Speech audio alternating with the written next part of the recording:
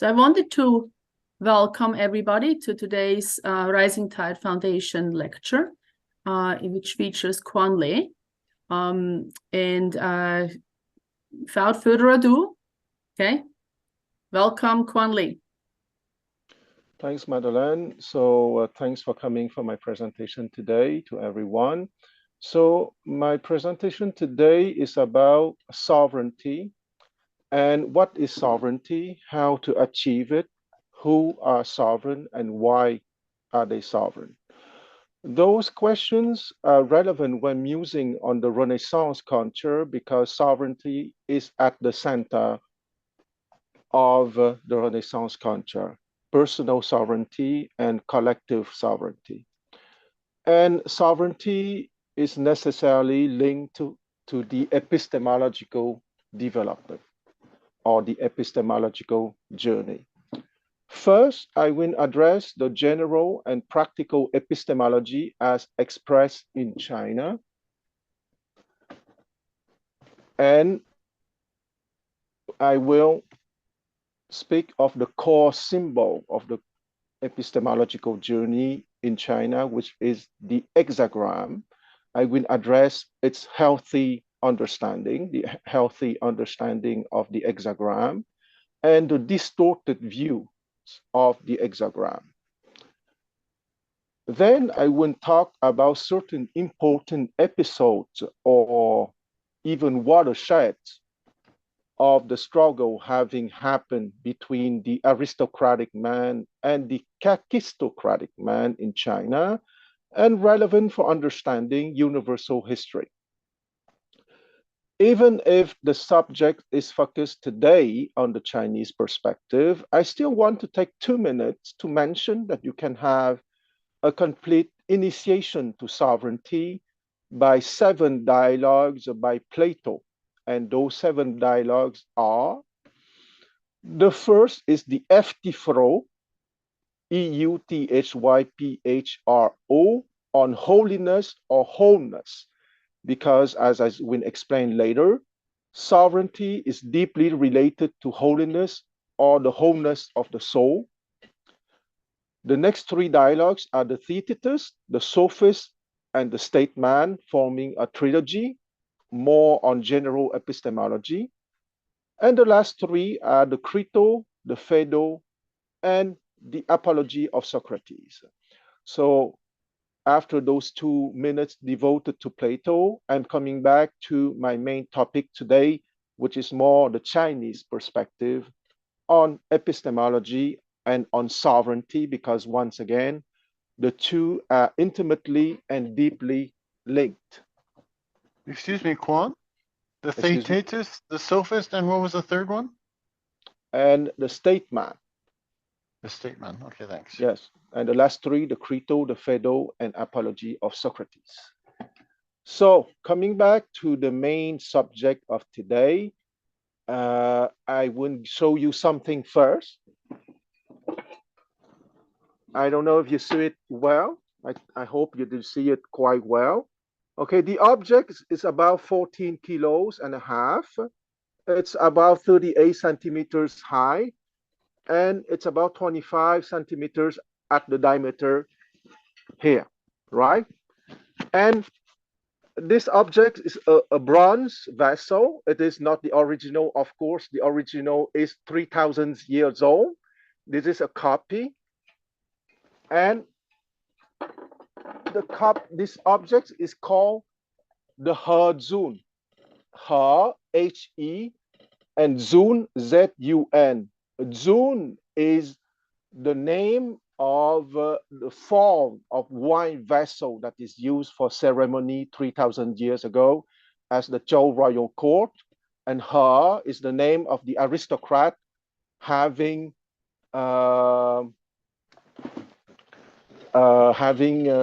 given the money and for the making of that bronze vessel. So the He-Zun, as I said, is about 38 centimeters tall, not 25, but 28 centimeters in diameter, and it's about 14.5 kilograms in weight. That's the oldest. Excuse me. Yes. What was the year of that vessel? Like that it would have been made? 3,000 years ago, to be exact, 1038 BCE. Thank you. So that is the oldest artifact, which the original, of course, is in a museum in Western China. That is the oldest artifact, which the character Zhongguo, and Zhongguo means central state, and it's the name of China. At the bottom, inside the vessel, you have 122 characters, and 3 of the characters are unknown, but we understand 119 characters on the 122. And once again, it is also the earliest known bronze vessel bearing the character Te, and the character Te means virtue. It's one of the 60 bronze vessels, I think. It's about 60 of them that can never leave China because of historical reasons, obviously. In 1976, an American museum tried to have it in the US and propose an amount of 30 millions, I think so, to have it in the US, but the project did not go on. So 3,000 years ago, during the 5th year of the reign of King Cheng, Cheng is Cheng, of the Zhou dynasty, meaning in 1038 BCE, it has been cast. And why do we know that it has been cast in 1038 BCE? It's very simple. Because the construction of the eastern capital city of the Zhou dynasty is documented in 2 chapters of the Shu Jing. The Shu Jing is the classic of the documents, also called the Shang Shu. And the inscription of the Hezun supports the textual claim, and there's 2 interpretations. Either it's 1038, which is the year that I gave you, if we count from the beginning of the rule of King Cheng in 1042. Or it's 5 years from 1035, meaning a year 1031. Why? Because in 1042 BCE, when King Cheng became king, he was a kid, so he did not rule by himself. It was his uncle, the Duke of Zhou, who was the regent. So if we count from 1042, meaning the 1st year of his nominal rule, that bronze vessel has then been cast in 1038. If we count from the beginning of his true rule in 1035 BCE, that bronze vessel would have been cast in 1031. So 1038 or 1031, I would say that it's not a big deal. It was about 3,000 years ago. So King Cheng was born in 1055. His rule was from 1042 to 1006 BCE. As I said, there was a regency by his uncle, the Duke Dan of Zhou, from 1042 to 1035. According to the Chinese tradition, the Duke of Zhou is credited with the first general edition of the Yi Ching, the Book of Change, which is the first Confucian classic. Confucius, born in 551 BCE and died in 479 BCE, has been credited with the second major general edition of the Yi Ching.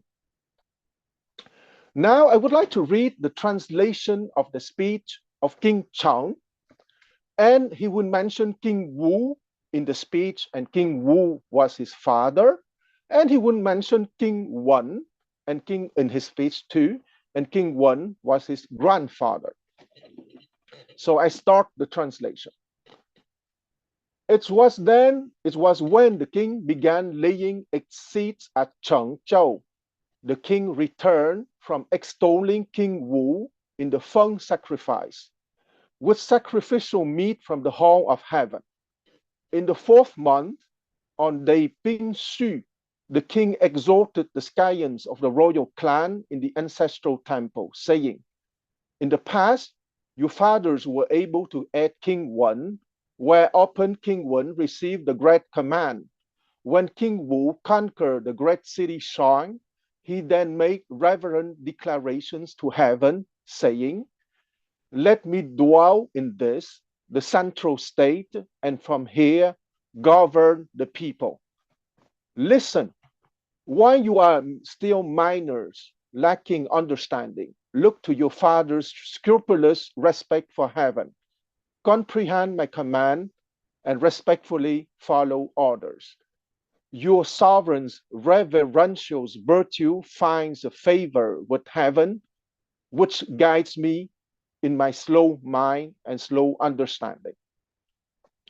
So, I would like to keep on my presentation with explaining the character Wang, W-A-N-G, pronounced at the second tone, which is the Chinese word for king.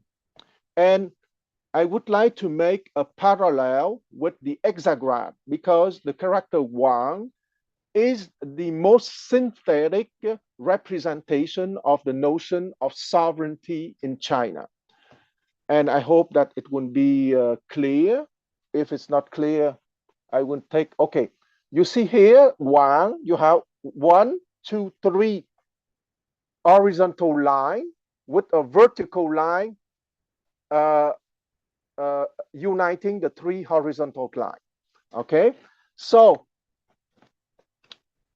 Wang, and the first explanation of that from a philosophical and epistemological perspective is on the section 2 of the 8th chapter of the Shi Yi. And the Shi Yi is the philosophical appendix of the I Ching. So the first line at the bottom is represent earth. The second line represent the human being or man, and the line at the top represent heaven. And the vertical line uniting the 3 horizontal lines is the king. Okay, so the king, either the social sovereign or the person having achieved his epistemological development, is the person capable to unite earth, man, and heaven.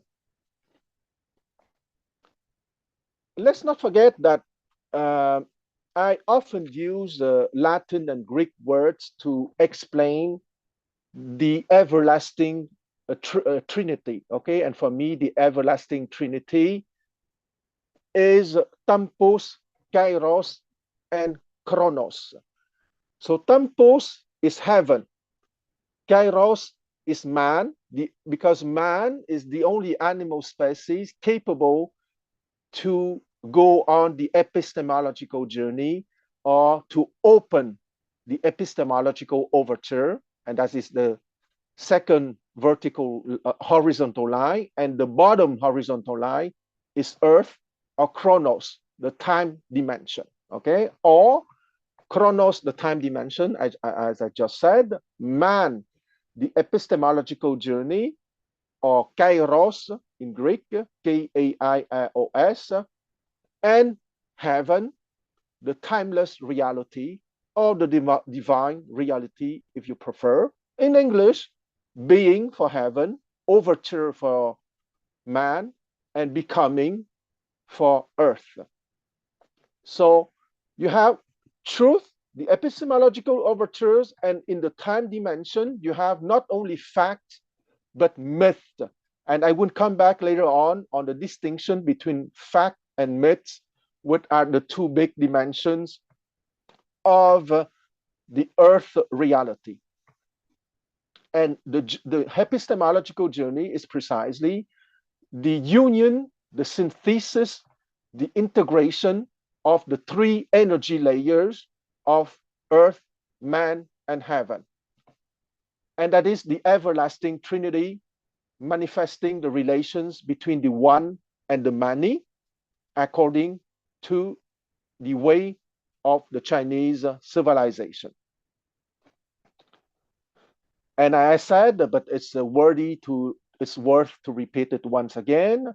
The king, of course, can be the sovereign of a society, or can be the educated person having remembered the timeless forms of beauty, goodness, and truth, because once again, educare is to bring forth what is from within, the three timeless forms of beauty, goodness, and truth. And once again, let me close this, maybe, okay, this here, it's better. So you see the three lines of and with the vertical line of the character meaning king. On the other side, you have one possible hexagram, okay? You know that you have 64 hexagram in the I Ching, but here you have the 11 hexagram, meaning the hexagram Tai, and I chose the hexagram Tai, of course, because Tai means supreme peace.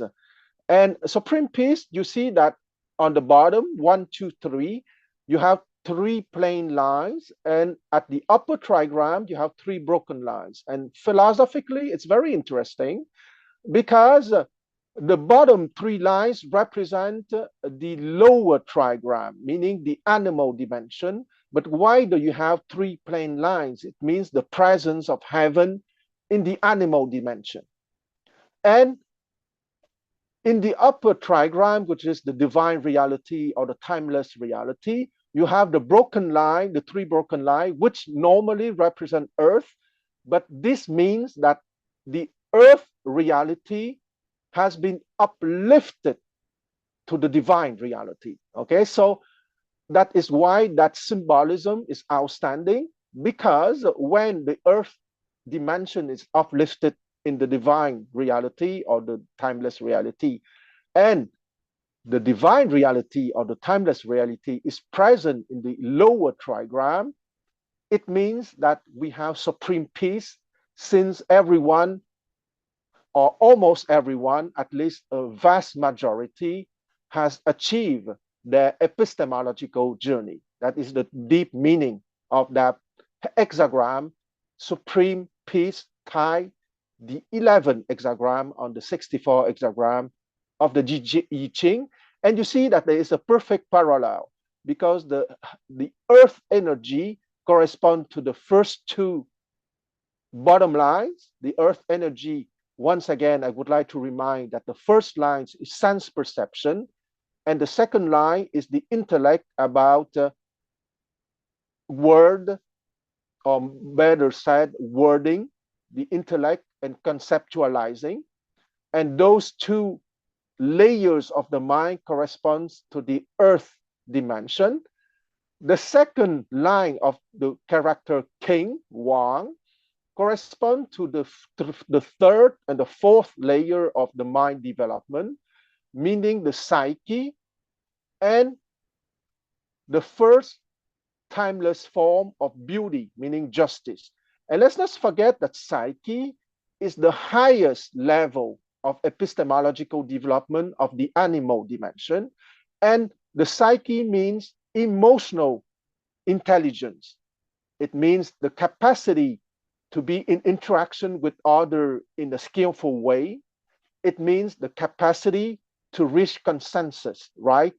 And I said in the past that the ruling class of any society, if that society is normal, is at the 3rd level in the animal dimension, because it's part of the ruling class qualities that to have emotional intelligence, to have the capacity to interact skillfully with others, and to have the capacity to create a space for consensus.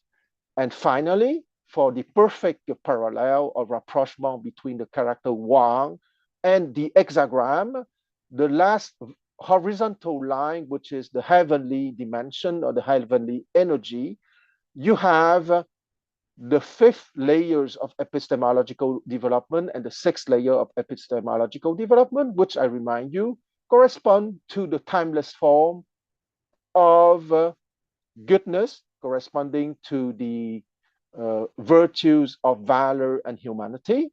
And the sixth layer of epistemological development, truth, corresponding to the virtue of wisdom, of course. So the character Wang, or the hexagram, is a psycho-cosmogram, okay? Because the third layer of epistemological development is called, if we need one English word for that, is called the psyche. And the hexagram is a synthetic psycho-cosmogram because it means that is the journey to go from the psyche, the highest development of the animal kingdom, to the cosmos. And the cosmos is the name for the fifth layers of the mind development, meaning God's plan, the universe plan.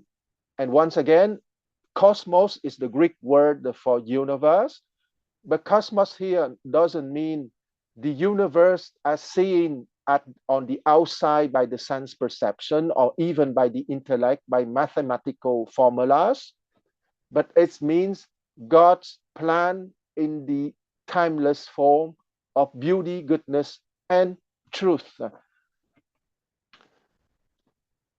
And in the time is a moving image of eternity, as Plato said in the Timaeus. And the King One sequence, as I will show you, is a dynamic psychocosmogram, and it's the Chinese way to say that time is a moving image of timelessness. And once again, I would like you to show you something, and I hope that it will appear clearly. There's no need to remember exactly, okay? I just want to show you the general structure, and I won't talk about that general structure after because I would not want to hold the diagram when I speak to you. Okay, I think that you guys see that you have a series of trigrams disposed in a circle, right? So it's not important to remember what trigram it is, just simply remember the general configuration, and I won't talk about those trigrams one by one, okay? First, it's only trigrams, okay? It's not hexagram, in the sense that here, it is what is called the King One sequence, okay? King One, if you remember the text that I read you, the translation, is the son of, is the grandfather of King Chang, the guy having made the speech that I gave a translation. That image of King One is a representation of the dynamic psychocosmogram, okay?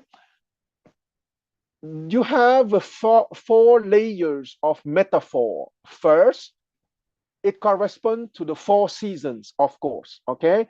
Because let's not forget that originally, the plain line represents a sunny day, and the broken line represents a dark day, okay? So it was very simple at the beginning. It was simply the representation of the round of the four seasons, okay? So that is the first layer of metaphor. But there is also another metaphor. It means the four seasons in the life of a man, okay? His youth, his grown up age, when he's aging, and his old age. And you know perfectly that we use the spring, the summer, the fall, and the winter of a man as metaphor for his life. But it's not only a metaphor for his life, it's the metaphor for the epistemological journey of a man, okay? The spring of his epistemological journey, the summer, the fall, and the winter of his epistemological journey. It's also the epistemological journey of a specific civilization. And it's also the epistemological journey of all mankind. So, in that epistemological journey, in the sequence of King Wan, and once again, it is in the 8th chapter of the Shi Yi, meaning Shi Yi means the 10 wings, okay? Or if you want, the 10 chapters, which is the philosophical and epistemological development of the I Ching. And in the 8th chapter of the Shi Yi, at the section 5, we have the explanation for the sequence of King 1 in terms of epistemological development. First, it starts with the first line, a plain line, a second line is a broken line, and the third line is a broken line, okay? And that is the trigram called thunder, Zheng in Chinese, Z-H-E-N. Let's not forget that the 3 timeless forms of beauty, goodness, and truth correspond to the 4th, 5th, and 6th line of this hexagram. But as I told you, in this representation, we are speaking only of the upper trigram, okay? So the first line is the 4th line, corresponding to the timeless form of beauty. So it is not a surprise, okay? It's quite brilliant, because beauty is a plain line, meaning that the epistemological journey starts with the deep understanding with the first timeless form of beauty, okay? So once again, I repeat, plain line, broken line, broken line. The second that will follow is broken line, plain line, plain line, meaning we go now to the forms of goodness and of truth. After that, you have broken line, plain line, broken line, plain line.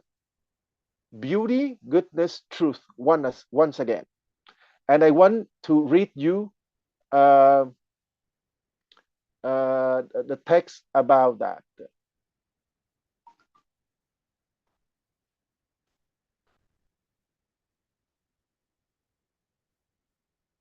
Voilà. Okay. When a given, that is from one of my articles, so since it's quite long, I don't want to memorize it, I will read it to you. And it's from my article called The Everlasting Civilization. When a given foundational mythology, okay, I said to you that in the time dimension of chronos or becoming, we have to distinguish between facts and myth, and I want to explain it here. When a given foundational mythology, as known by its different versions, but essentially the same at its essential core, is not simply manifesting in the imaginary space and bestowing a symbolic existential meaning to life, thus completely satisfying the emotional needs of a primitive population more or less in stagnation, but rather is first and foremost a fruitful axio-epistemo-political engine capable of importing valor, wisdom, humanity, and inner sense of justice to the people, believing in it, even worshiping it with awareness, then that given mythology is no longer an ordinary fairy tale, but the original creative matrix infusing energy and enthusiasm for the personal and collective epistemological journey to beauty, goodness, and truth by the population inspired by that narrative ab origines. Then imagination is intimately integrated with acute observation, hypothesis making, inventivity, exploration of the inner and the outer realities, artistic creativity, discovery of the timeless harmonic proportions manifesting in different phenomenal domains, discovery of the cosmic plans, all the aforementioned mind uplifting having inevitably a direct impact on the creation of the needed tools of exploration and the needed tools of power, transforming the environment, thus necessarily improving the living conditions of the adumbrated people and its development to a structure, creative, refined, sophisticated, and eventually and potentially Leviathanesque population. I call such a polity a sovereign civilizational state having its own word. A sovereign civilizational state is also called a nation empire civilization. The sovereign civilizational state is the time form corresponding to the timeless form named the everlasting civilization. And China's foundational mythology is the Chinese people has been inspired, educated, and led by sage kings since times immemorial and keeping ceaselessly. The sage kings, attracted by their charismatic divine virtue, worthy and talented men, inventing or discovering the needed tools for playfully exploring phenomenal reality and creating knowledge, also the needed tools of power, transforming the environment and having organized and regulated the society without at each generation. The second part of the Chinese mythology is important because that creativity is not coming from divine interventions or supernatural intervention, but rather from the personal efforts of each one having achieved their epistemological journey. And last but not least, everyone is invited to the epistemological journey. So once again, what Plato called the philosopher king is called the Shengren in Chinese, S-H-E-N-G at the fourth tone, Ren, R-E-N at the second tone. The philosopher king in Chinese is the sage.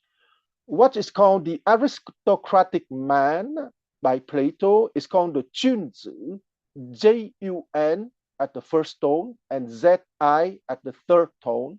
The Junzi is the gentleman, and what is called by Plato the democratic man, the man motivated by justice and by order, is called the Xian in Chinese, X-I-A-N at the second tone, or the worthy person if you want. And once again, the aristocratic man is a man motivated by playful exploration, creativity, and inventivity, and discovery. So in the next section, I will come back to the image of the Qingwen sequence that I just started for 3 trigrams and that I interrupted because I wanted to read to you the idea of the general epistemological journey of the foundational, based on the foundational mythology and what is precisely the foundational mythology of the Chinese civilization. So once again, I come back to the first one, thunder. As I said, the beauty. After that, we have the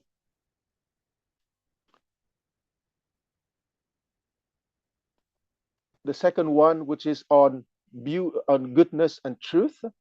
And after one, and I will read you the text. So the creator start in spring with thunder. The one, okay, the one comes forth in his creative endeavor with thunder, okay. And when I said that is the section 5 of chapter 8 of the Shi Yi, the 10 wings, the epistemological development of the Yi Ching. The one comes forth in his creative endeavor with thunder. Beauty. The one brings his creative action into full and equal processes with wind.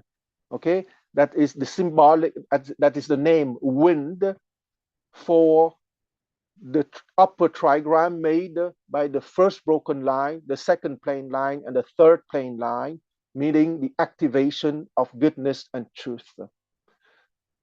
The one's creative actions are manifested to one another by fire. Okay, so that is the third step. And fire, the first line is plain, the second line is broken, and the third line is plain. And always the first one is about beauty, the second one is about goodness, and third one is about truth. Okay, so I will not repeat it again. I don't want to bother you. And we at the fourth step we have earth, and the greatest service is done for the one by earth, and earth is 3 broken lines. After that, we go to the symbolic stage of metal. The one rejoices, and the one struggles with heaven. When we go to the 6th step, the one struggles with heaven, and that is a little bit paradoxical, okay? Because in that trigram, the 3 lines are plane, meaning you have beauty, goodness, and truth activated at the same time. But that means that it is the step of the mind development corresponding to fall, okay? That is, in the life of a man, it corresponds more or less when he is 50 years old and 60 years old, right? So why the one struggles with heaven? Because let's not forget that at 50 years old, one is capable to hear the will of heaven. If you remember the chapter, the paragraph 2.4 of the Analyst by Confucius. And that is at 50 years old. At 60 years old, one is capable to hear the will of heaven, but without complaining, right? So it is perfectly logical that at that stage, the one struggles with heaven, because let's not forget that the one represents the absolute divine dimension, but also each of us in our epistemological journey, when we uplift ourselves in the different layers of the psychocosmogram. Okay, so here let's because the center of my presentation, let's never forget that, is the symbol or the character Wang, the earth energy, the energy of man, and the energy of heaven, or in Greek and Latin, from top to down, tempus chronos, tempus kairos and chronos, or being, epistemological overture, and becoming. So at the stage when you are at 50 years old, you struggle with heaven because you are capable to hear the will of heaven, but you are not ready to hear it without complaining. That is why it might seems a little bit strange, but it's not so strange when you understand what it means. And the next step, which is the 7th step, the one is comforted in water, okay? The one is comforted in water means precisely at 60, you are capable to hear the will of heaven without complaining. And before going further, I want to remind the 6 lines as explained by Confucius at the paragraph 2.4 of the Analects, okay? 1, at 15, and once again, those ages are not chronological, they are symbolic, okay? At 15, I devoted myself to learning. That is the first line of the first layer. The second layer, at 30 years old, I take my stand in society. At 40 years old, I'm no more confused because now I know I know the game. I know how to navigate in society. That is the first dimension. But also, I know that there is a animal dimension and a divine dimension of the timeless reality. The 4th line corresponding to 50 years old, I hear the will of heaven. The 5th line corresponding to 60 years old, I hear the will of heaven without complaining. And the 6th line, I'm now capable to do what I want without outstepping the bounds, or without but at the same time capable to respect the universal laws. Okay, so and that is the last stages on the sequence of King 1, which is the 8th stage. The one achieves 1 cycle of his endeavor. Okay, and his endeavor, what is his endeavor? His endeavor is the epistemological journey, as represented either by the paragraph 2.4 of the Analects by Confucius, or by section 5 of chapter 8 of the Shi Yi, the 10 wings of the 10 chapters, which is the epistemological development of the I Ching.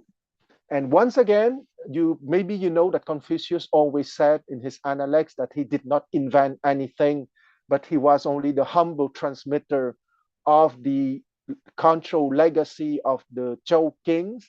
And it was not false modesty. He was perfectly sincere, because everything that has been explored and explained and offered by him in the Confucianist tradition has been understood and transmitted from the control legacy of the king of kings of the Zhou dynasty, once again having ruled truly China from 1046 BCE to 770 BCE, and from 770 BCE to 256 BCE, they lost their true power as administrators and as warriors, if you want, but they were still respected as control models and as teachers and political arbiters. And I want to read now from the same section 5 of chapter 8 of the Shi Yi, a conversation between Confucius and his disciple Zhou. Zhou is written Zigong, and Zhou was born in 520 BCE and he died in 456 BCE.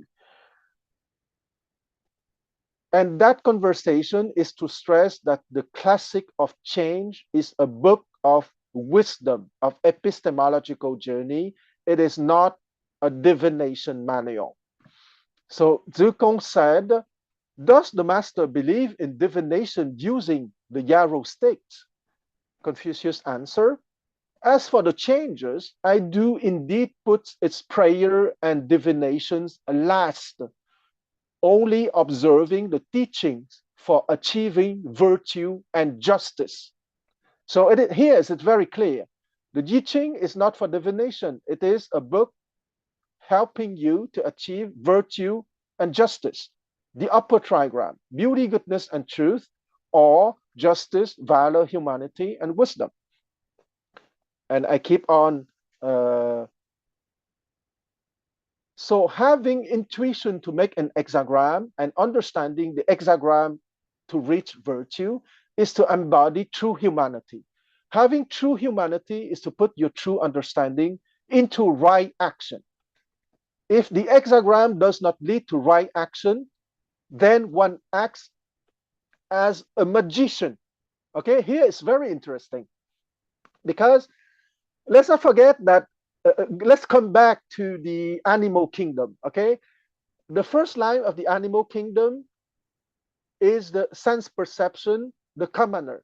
The second line of this, the animal kingdom is the intellect, the petty officer, or if you want, the scribe, the intellectual, okay? And the third line is the psyche, emotional intelligence, or if you want, the fake democratic man, or the magician, okay?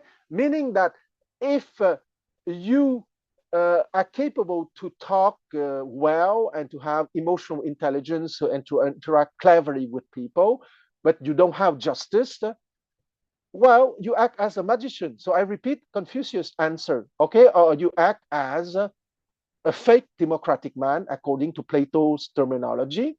If the hexagram does not lead to right action, then one acts as a magician. And I keep on Confucius' answer. If the hexagram does not lead to right action, then one acts as a scribe, okay? So then one acts as an intellectual of the second layer, okay, as a petty officer. Because once again, in China, if the society or any society, not only in China but in the whole world, can be truly fair, the first layer of epistemological development correspond to the commoner. The second layer of epistemological development correspond to the petty officer or the scribe or the intellectual. The third layer of epistemological development corresponds to the officer or the magician, according to Confucius. The fourth layer of epistemological development and the first line where you are in the divine kingdom or the timeless reality correspond to the ministers or the lords. And the fifth layer of epistemological development, the aristocratic man, correspond to the sovereign. And the sixth layer of epistemological development corresponds to the sage or the philosopher king. And here, and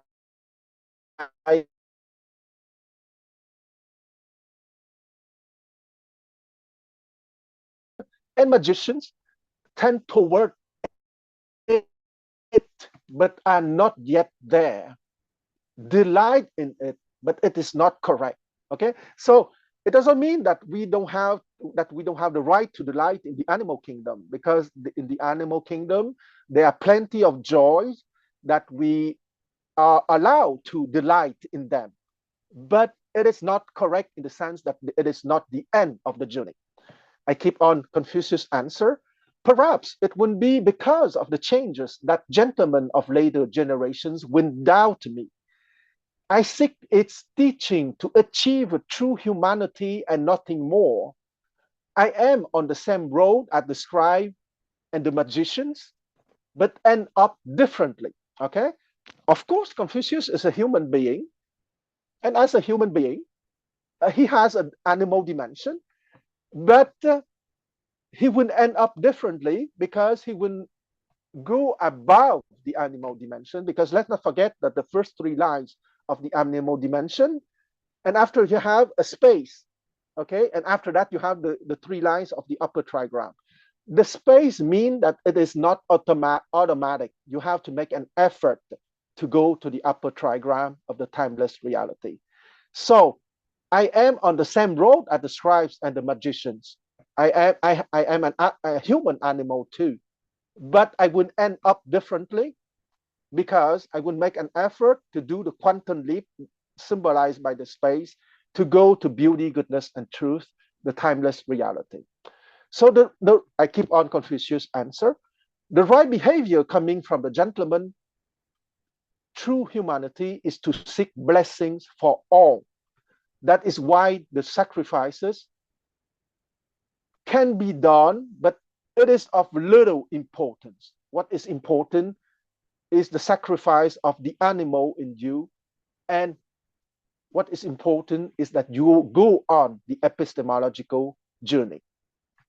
And when I say the sacrifice of the animal in you, it doesn't mean that you have to relinquish the pleasure of the animal kingdom, but the pleasure of the animal kingdom are guided by the three timeless form of beauty, goodness, and truth, or the upper trigram, or the timeless dimension. So the justice coming from his true humanity is to seek favorable configuration for his action. That is why he divines, but rarely. Okay, it doesn't mean that he cannot do some divination sometimes to have a certain idea, but that is not the core of the Yi Ching, and that is not the core of the Shi Yi. It's epistemological development, but the core is truly the epistemological journey to achieve personal sovereignty, because personal sovereignty is at the heart of collective sovereignty, because that is obvious that the more you have aristocratic man within a society, the more that society collectively will be a sovereign society. That is simply that, and there is no other way in my understanding. Okay, and that is the core of what I would call the theoretical dimension of what I want to present today. I want to make a jump in time because I will go back to the past dynasty, but I want to make a jump in time to now, because the conversation between Confucius and his disciple Zhou was about that true epistemological development is to seek the blessings of all and to bring as much epistemological advance or aristocratic man on earth. And here, I would like to read a paragraph from the analects of Confucius precisely, and and then I would make a jump in time. It's the paragraph 14.39 of the analects. I read it. The master was striking stone chimes. Okay, it's an musical instrument at the time, stone chimes, in Wei. Wei is a principality at the time of Confucius. A man passed by his gate, shouldering baskets hung from a pole. He said, "What heart there is in the playing of these chimes." Then he said, "How uncouth this clanking. If none recognize you, then simply give up. When it's deep, you go through straight. When it's shallow, you lift your skirts." Okay, I repeat that little poem. When it's deep, you go straight through. When it's shallow, you lift your skirt. The master said, "Is it really so? There's nothing hard in that." I would like to know if someone understand what I just read. Let's take 5 minutes for that because it's important. Okay, the master said at the end, "Is it really so? There's nothing hard in that." Okay, the key of the answer is in that. Okay, I would like to take 5 minutes to hear your answer. I don't know if you want an answer. Wow, we are exploring here. It's you have to make a quick decision when you're at that point. At least that's what I'm thinking. You know. Okay. You have to make a fast decision, and then you just do it. So the effort is listening to the emanations of heaven and responding to them properly. Is that what you mean?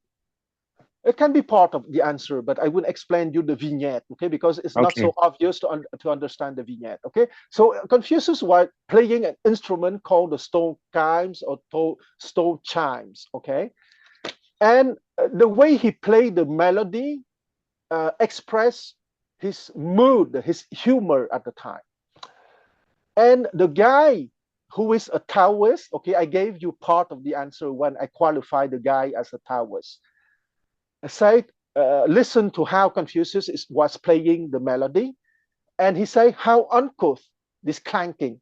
If none recognize you, then simply give up." Because we know that at the time, Confucius was traveling in the principalities of China at the time and trying to find a prince that would listen to his advices to reform the society. And he was not very successful, okay?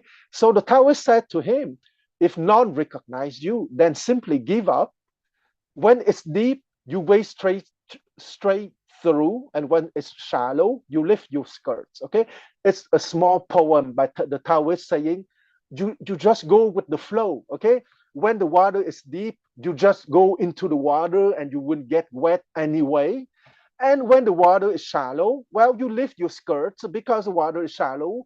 The option of lifting your skirt so your skirt or your garment would not be wet is offered to you. But when it's deep, you have no choice. You wouldn't get wet anyway. Okay, that what it means. Okay, when it's deep, you go through straight, and what is shallow, you lift your skirts. And to that, Confucius said, "Is it really so? There's nothing hard to that." So, what do you understand after my putting in perspective of the vignette? Getting wet is you're getting your hands dirty. That's the way I see it. Yeah. You have to go through it, and you're gonna. There's a lack of beauty there when you're getting your whole body wet. Where the other one, it's you're keeping your beauty. You're still looking good when you come out. Okay, there's 2 lessons here, at least 2 lessons. Maybe there are more. Another First, possibility, Quan, is when you're in diplomacy, you're trying to avoid war. That's another version of lifting your skirt. yes, that is certainly an acceptable interpretation. And then at some point you have no choice and you have to go all in. Yes, interesting. And Sorry, I interrupted you. Do you want to keep on, John? well, the idea is once you know you're going to get wet, there's no reason to not fully get wet. Absolutely. And so once you're committed, there's no point in half committing. Absolutely. It's part of the answer for sure. Okay, now I would like to offer my two understanding. Okay, the little poem by the Taoist means that just go with the flow. Okay, when it's deep, you will get wet, and when it's not deep, you will have the option to lift your skirts. It means that just let yourself floating in life. There's no effort to do.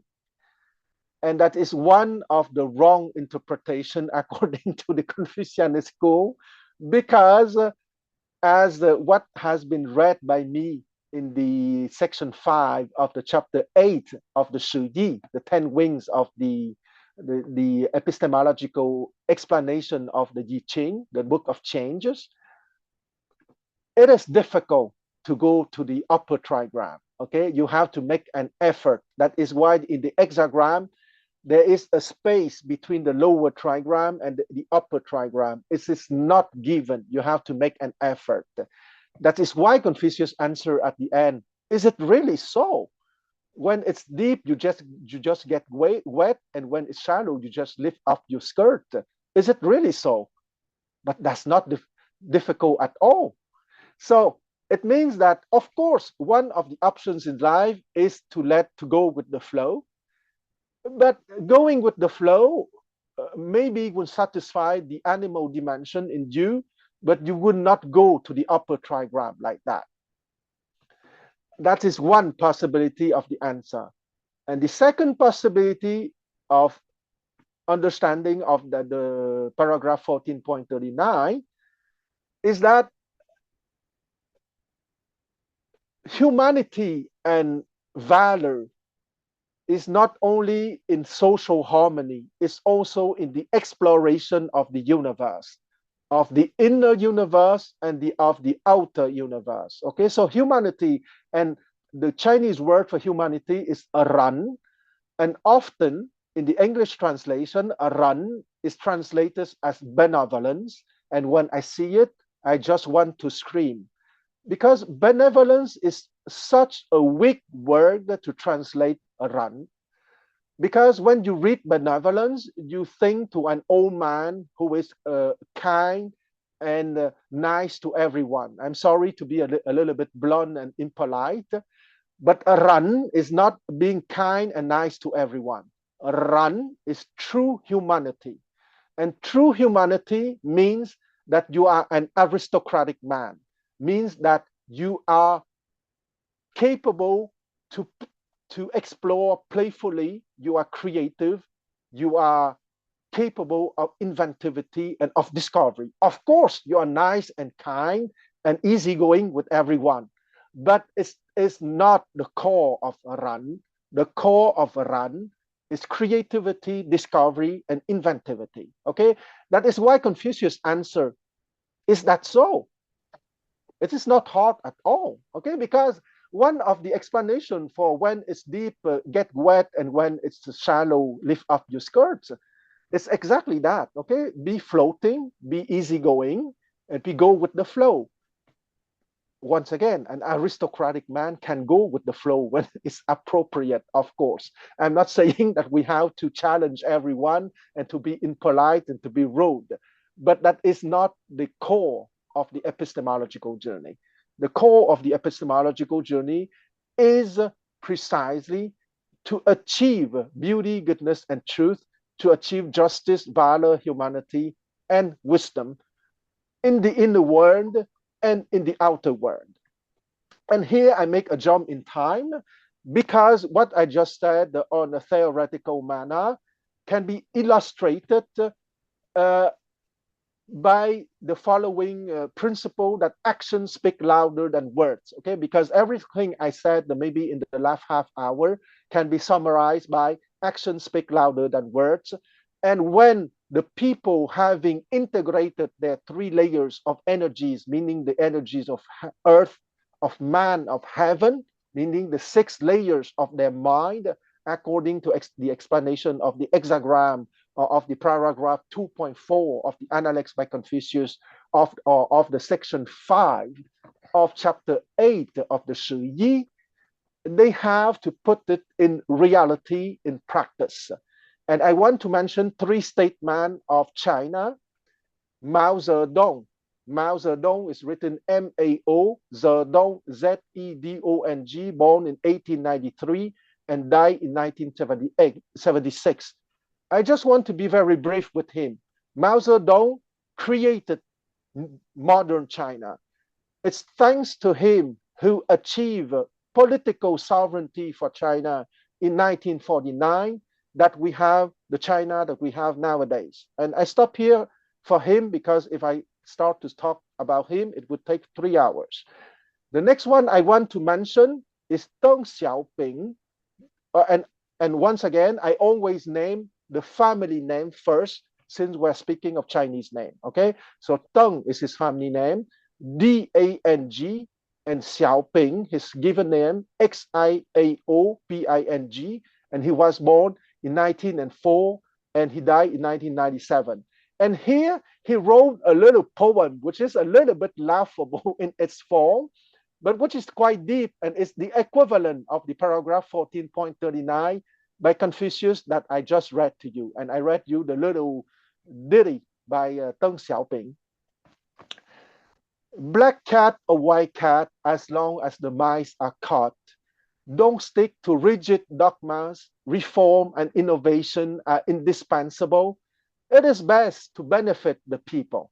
Okay, so those 5 lines are a little bit laughable in its form, but in its content, it's very deep because once again, the gentlemen go on to the epistemological development, not just for fun. Of course, it's for fun too, okay?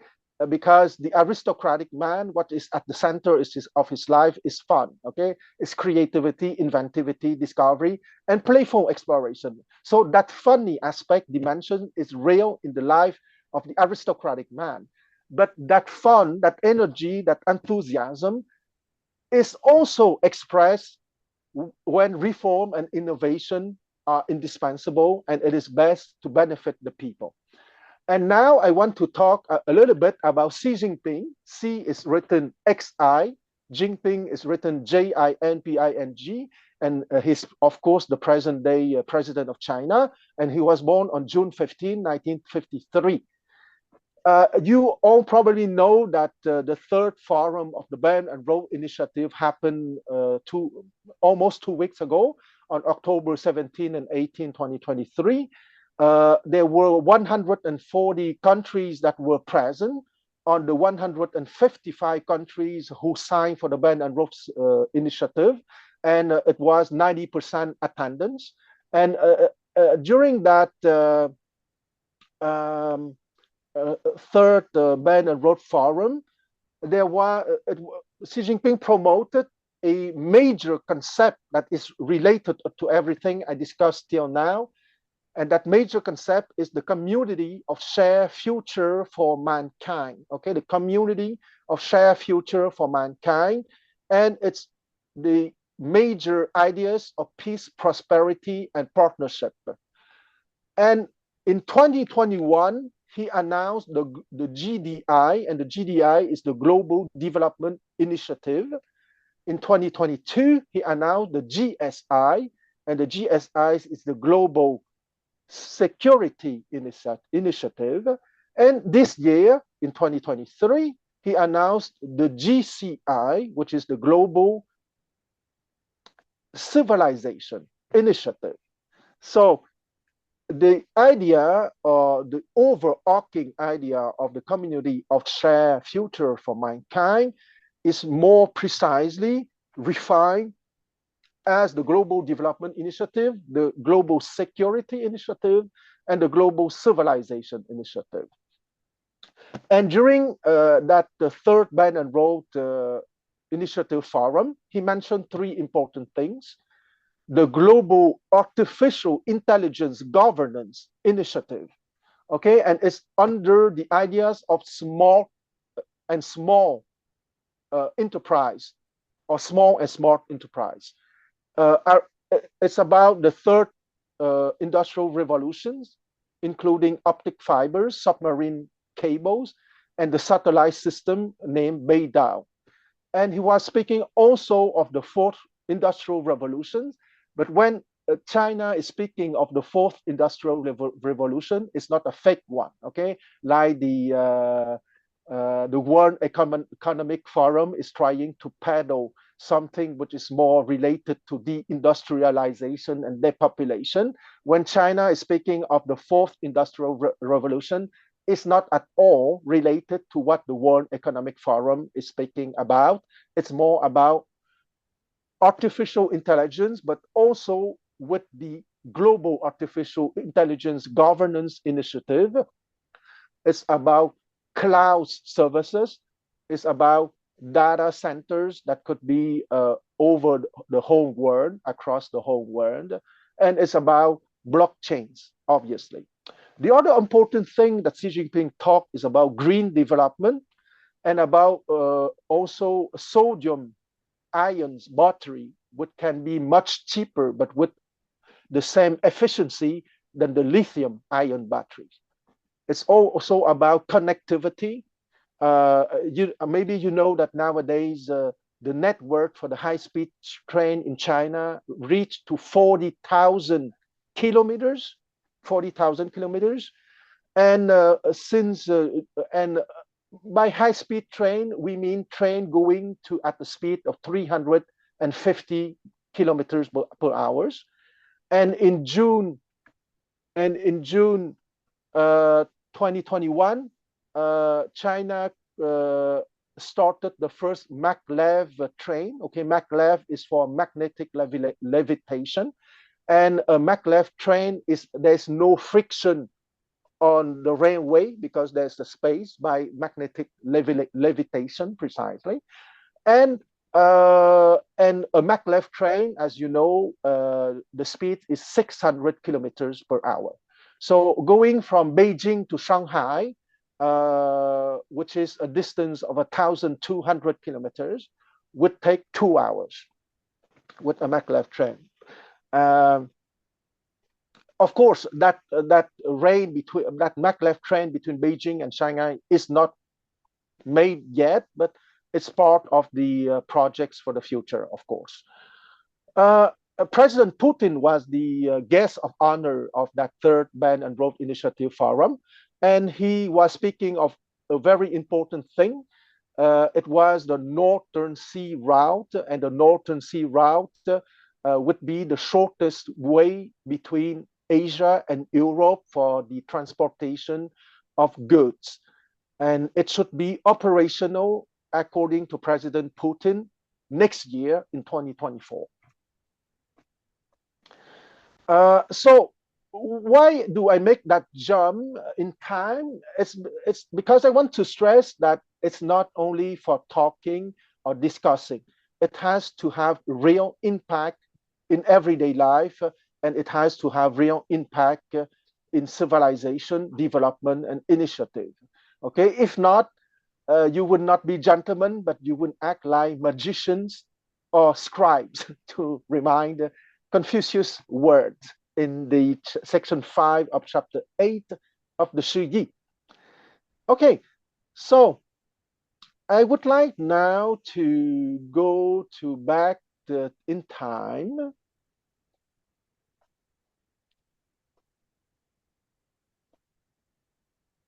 And talk a little bit about, I think I said in my presentation of my lecture that we will speak about the Zhou dynasty, but I consider that what I said till now has a lot being about the Zhou dynasty.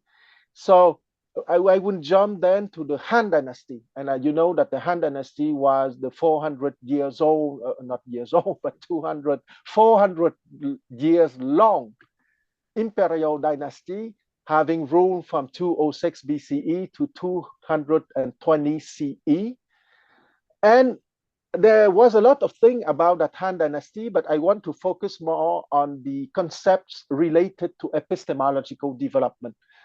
So the Han Dynasty, there was a debate on 81 BCE called the debate on iron and salt, the Yan Tie Lun, which was much more than just administration, because in that debate you had Confucianists with small minds and Confucianists with bigger or more generous minds.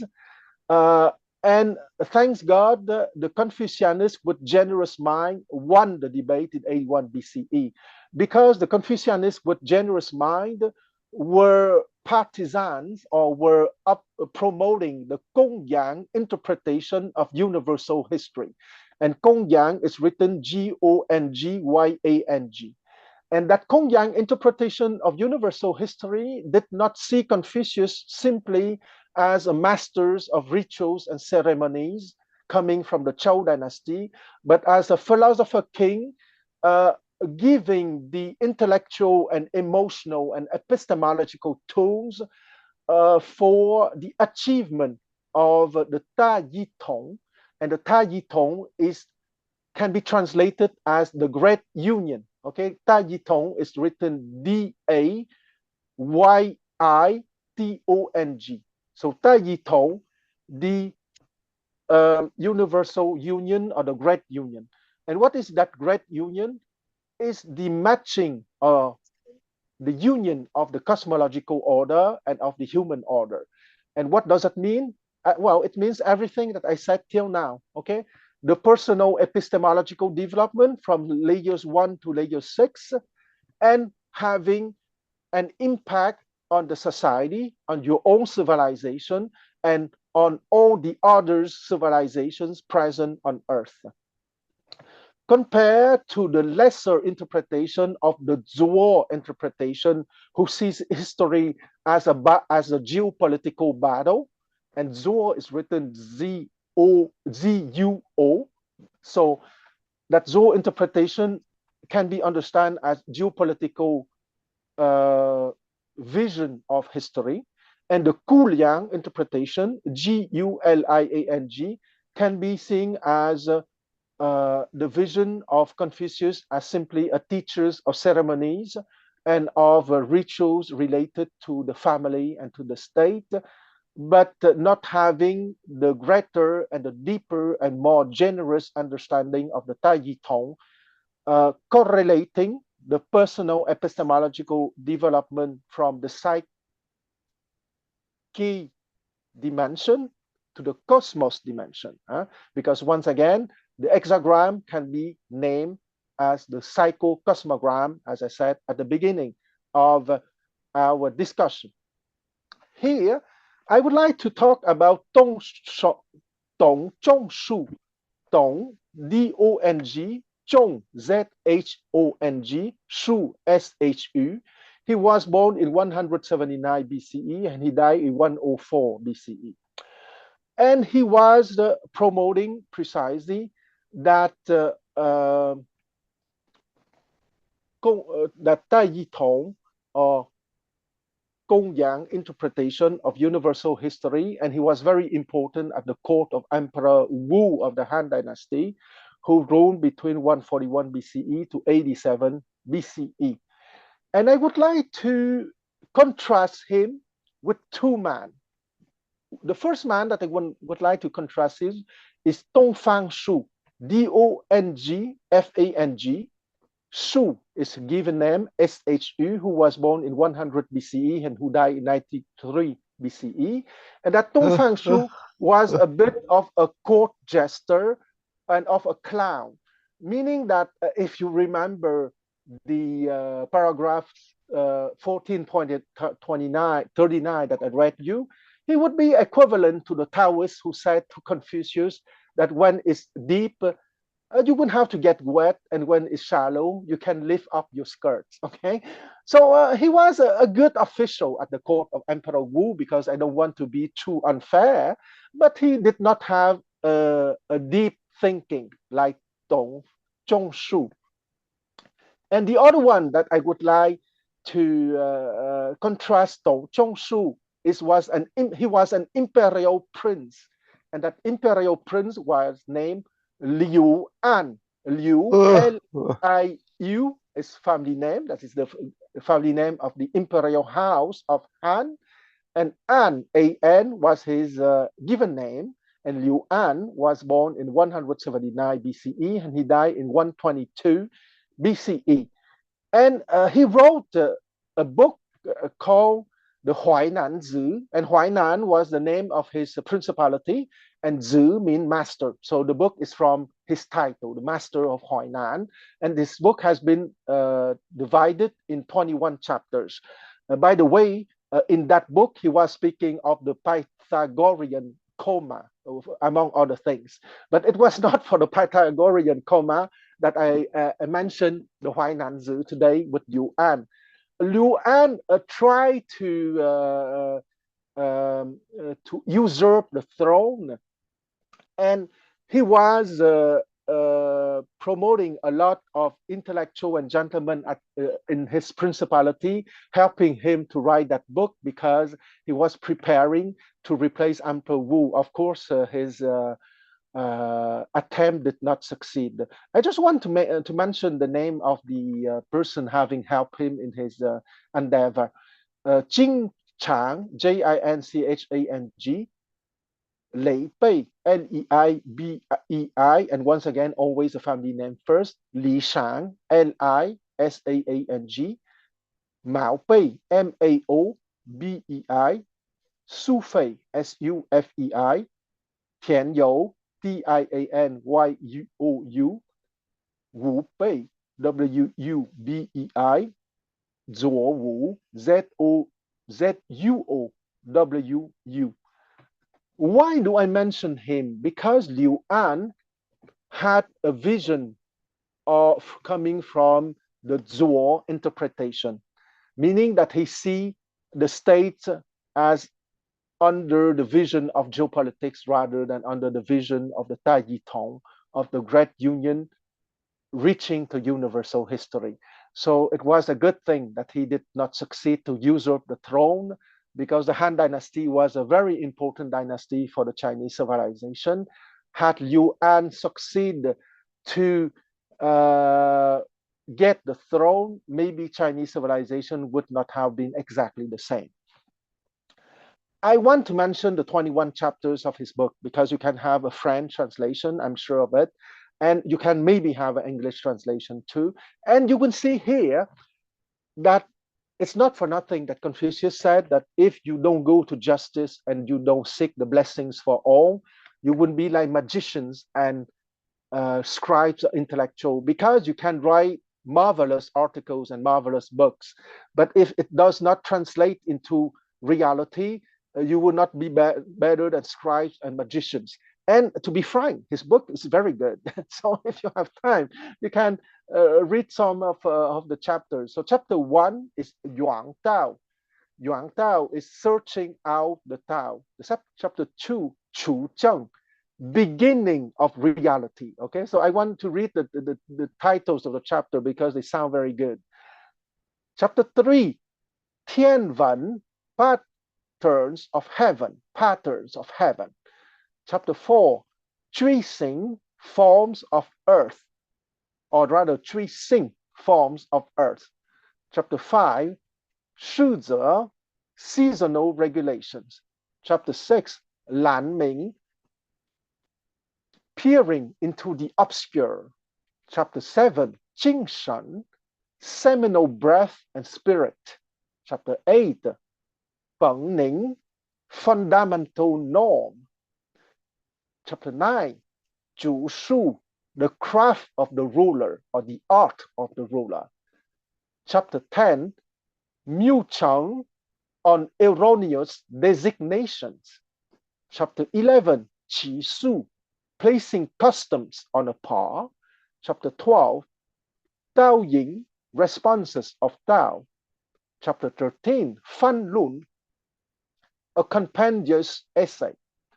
Chapter 14, Quan Yan, an explanatory discourse. Chapter 15, Bing Liu, on military strategy. Chapter 16, Shuo Shan, discourse on mountains. You understand here the geography of the empire. 17, Shuo Lin, discourse on forests. Also understand the geography of the empire. Chapter 18, Ren Jian, in the world of man. Understand here psychology, the art of the ruler too.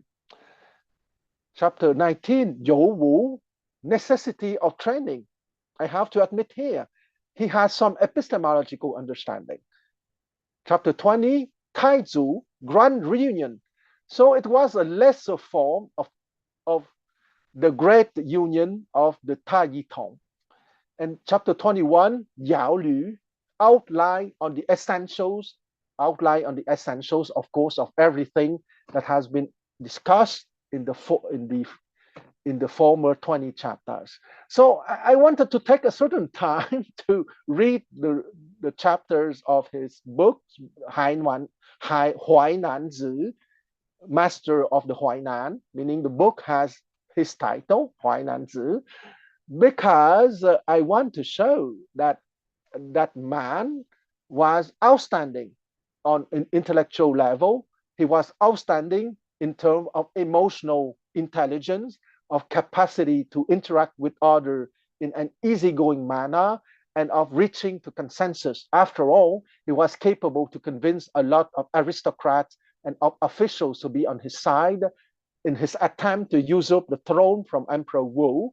He did not succeed, but it doesn't mean that he was a dumb person. He was, on the contrary, an outstanding scribe and an outstanding magician, but he did not reach to justice and to universal history. So I wanted to mention the clown and the magician as a contrast to Emperor Wu, the true sovereign, and to Dong Zhongshu, the true advisor to the true sovereign. And Dong Zhongshu also is known to have introduced the 5 classics for the Imperial Academy. And he also wrote the Chunchu Fan Lu in 82 chapters, but don't worry, I will not read the titles of the 82 chapters, in 72,000 characters on psychology, epistemology, and the art of the ruler, obviously. And I want to remind every one of you that the 5 classics are the Yi Qing, of course, which is the first Confucianist classic, the Shangshu or the Shu Jing, which is the book of documents on history, the Shu Jing, which is the book on the book of songs or the book of poetry, the 3 books on rituals, but the 3 books on rituals are counted as one, and the Chunchu, which is the spring and autumn, which is a historical annals of the Lu Principality between 722 BCE and 481 BCE. And from the understanding, exploration, and explanation from that Chunchu, we have the 3 traditions of epistemological development linked with the Suyi, with the Yi Qing. Okay, I remind you the 3 interpretation. The Gongyang interpretation, Gongyang, which is the interpretation for the Tai Tong, the great union matching the cosmological order and the human order going to universal history. The second interpretation, which is the Zhou interpretation, the ZUO, which is seeing human interaction and history from a geopolitical perspective. And last, the Guliang interpretation, Guliang, which is the interpretation seeing Confucius as a mere master of ceremonies, of etiquette, of rituals for the family and for the state. It doesn't mean that the Guliang interpretation is not useful or the Zhou interpretation is not useful, but the highest and the deepest And the most generous interpretation, naturally, is the Konyang interpretation, going to full epistemological development for all mankind and to universal history and gold, meaning 大一统 in Chinese word, the great union of Yuan, the end goal of universal history. And here, I want to go now to the period called, so the Han Dynasty collapsed in 220 BCE. Between 220 BCE and 280 BCE, there's a period called the Three Kingdoms that maybe some of you know if you read the historical novel or if you watch some TV historical drama about the Three Kingdoms. After that Three Kingdoms, you have the Jing Dynasty, who started in 365 CE and who lost the northern part of China in 317 CE and who ruled only the southern part of China till 420 CE. And I want to talk about a guy having lived during the Three Kingdoms period called Wang Pi, W-A-N-G, his family name, B-I, his given name. He died very young. He died at 23 years old. He was born in 326 and he died at 249. But during that very short life, he gave a synthesis of the epistemological development that will last till today. And he will boost what is called the school of meanings and of principle, Yi Li, Y-I, Yi Li, L-I at the third tone, as opposed to the school of images and of numbers, Xiang Shu, X-I-A-N-G, pronounced at the fourth tone, and Shu, S-H-U, pronounced at the first tone. And once again, I just want to give the name. He was, if you want, promoting the right epistemological interpretation. I would always repeat that. Don't be magician or scribes. Be gentlemen. Go to justice, valor, and humanity and wisdom. And Wang Pi was for justice, humanity, and wisdom. And the other men were quite interesting too, but they did not have as deep as understanding as Wang Pi. And I want to mention their names because they were not stupid people, obviously. The first one is Jing Fang, Jing-Fang, born in 77 BCE, and he died in 37 BCE. Zheng Xuan, Z-H-E-N-G, X-U-A-N, born in 127 BCE, and he died in 200 BCE. He died in 200 CE, so 127 CE to 200 CE. Sun Shuang, X-U-N-S-H-U-A-N-G, he was born in 128, and he died in 200. And Yu Fang, Y-U-F-A-N, and 164 and 233. And maybe the next group maybe would be more funny for you, because during a little bit later, there was a group named the Seven Sages of the Bamboo Grove. Maybe some of you heard of the Seven Sages of the Bamboo Grove. In Chinese, it's Zhu Lin, Qi Xian. And it was a kind of 3rd century Chinese sex, drug, and rock and roll culture, if you want, if I want to explain it in a simple manner.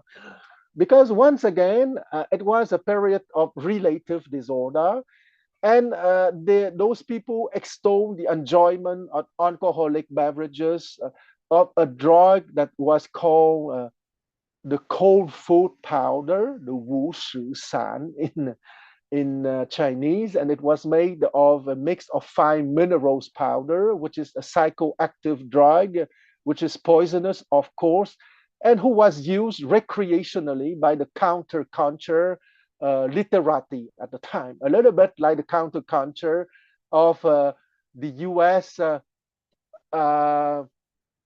that has been done in the 50s, 60s, 70s, if you want. And it was the perfect match, if you want, because those literati were using drugs, were abusing alcohol, were composing music and poems and having fun and relinquishing all the duties for state affairs. And at court, the life at court and administration was degraded as the life of dust and dirt. That was their expression.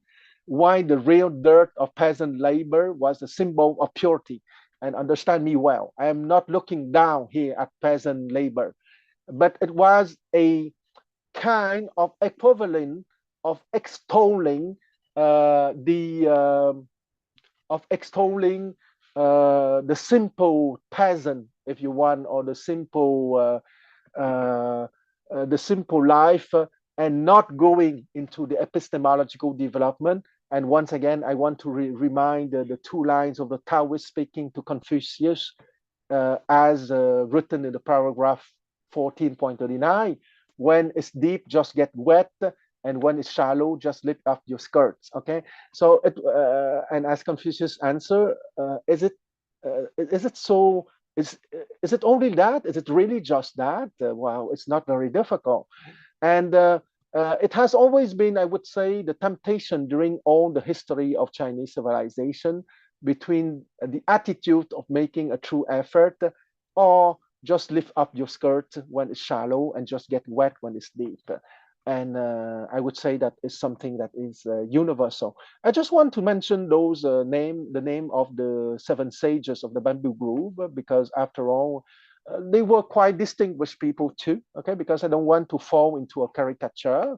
Many of them wrote outstanding books of philosophy or literature, and some of them wrote outstanding pieces of music too.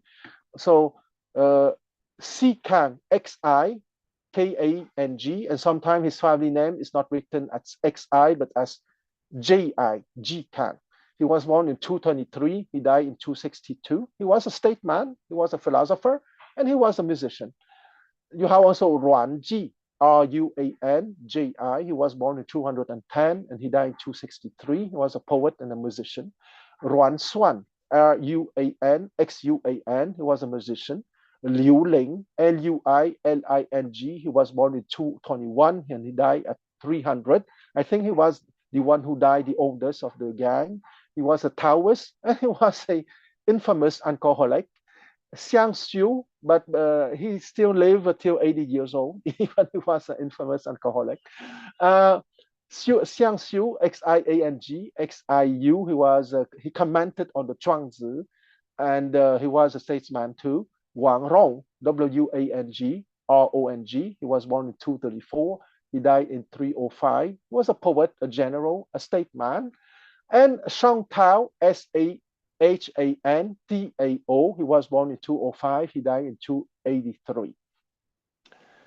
The last one is not part of the 7 sages, but I want to mention his name because he was important in the history of philosophy for China. Guo Xiang, Guo, his family name, his given name, Xiang, born in 252, he died in 312. And he gave a very detailed and outstanding and brilliant explanation of the Zhuangzi, a book of philosophy. And he wrote many outstanding commentaries on the miscellaneous and the inner chapters of the Zhuangzi. Now, I want to make a jump to the Tang dynasty. The Tang dynasty began in 618 and end in 907. So the Tang dynasty lasted almost 300 years. I want to begin with the political dimension before going to the, some elements of the political dimensions, because of course I will not talk about the whole Tang dynasty today, obviously. So in 630, the general Li Jing, Lijing, was victorious over the eastern Gokturk. Okay, Gok is written Gok and is a Turkic word meaning blue or heavenly. And that victory, most of the time, the Chinese Empire has always been around 5 to 6 million square kilometers, with a maximum extension under the last dynasty, the Qing dynasty, having ruled in 1644 to 1912 to 13 million square kilometers, with the exception under the Tang dynasty, when the Chinese Empire reached 15 to 16 million square kilometers between 643 and 755. And that is precisely what I'm speaking here. So the victory of Li Jing, victory in 630, and after that in 643, there is a victory over the Western Gokturn by the Taizong Emperor, who has ruled between 626 to 649. And that victory made the Chinese Empire reach its maximum size of 15 to 16 million square kilometers. And the other consequence, which is more lasting than the geographical extension, is that Confucianism was propagated to Central Asia at the time. And let's not forget also that when the Western Gokturn has been vanquished by Emperor Taizong, they would go to the west of the Caspian Sea, and they would create a kingdom that is called the Khazarian kingdom, and that would have a certain importance in the relation with Christianity and with Islam, and to a certain extent with Confucianism, because once again, the two victory in 630 by Li Jing and 643 by the Taizong Emperor will have a consequence on the term of the presence of Confucianism in Central Asia. I want to go back a little bit before the Tang dynasty. There was a northwestern aristocracy called the Quan aristocracy, and Quan was written G-U-A-N-L-O-N-G. And that Quan aristocracy was a mix of Chinese people and of Turkic and Proto-Mongol people. And those Proto-Mongol peoples were called the Xianbei, X-I-A-N-B-E-I. And they have been mixed with the older Chinese aristocracy that is called the Eastern Shandong aristocracy, who were more intellectual and more rooted in Confucianism. And one of the major families from that Eastern aristocracy and Central aristocracy is from Hongnong, H-O-N-G-N-O-N-G. That's the place of their origin. And their family name is Yang, Y-A-N-G. So the Yang from Hongnong. And that those Yang from Hongnong and the Quan aristocracy would be at the source of the rebirth of the Chinese Empire with the Sui dynasty in 581 BCE. Because let's not forget, the Han dynasty collapsed in 220. The Jing dynasty, J-I-N, lost northern China in 317. They would rule southern China till 420. And China would be relatively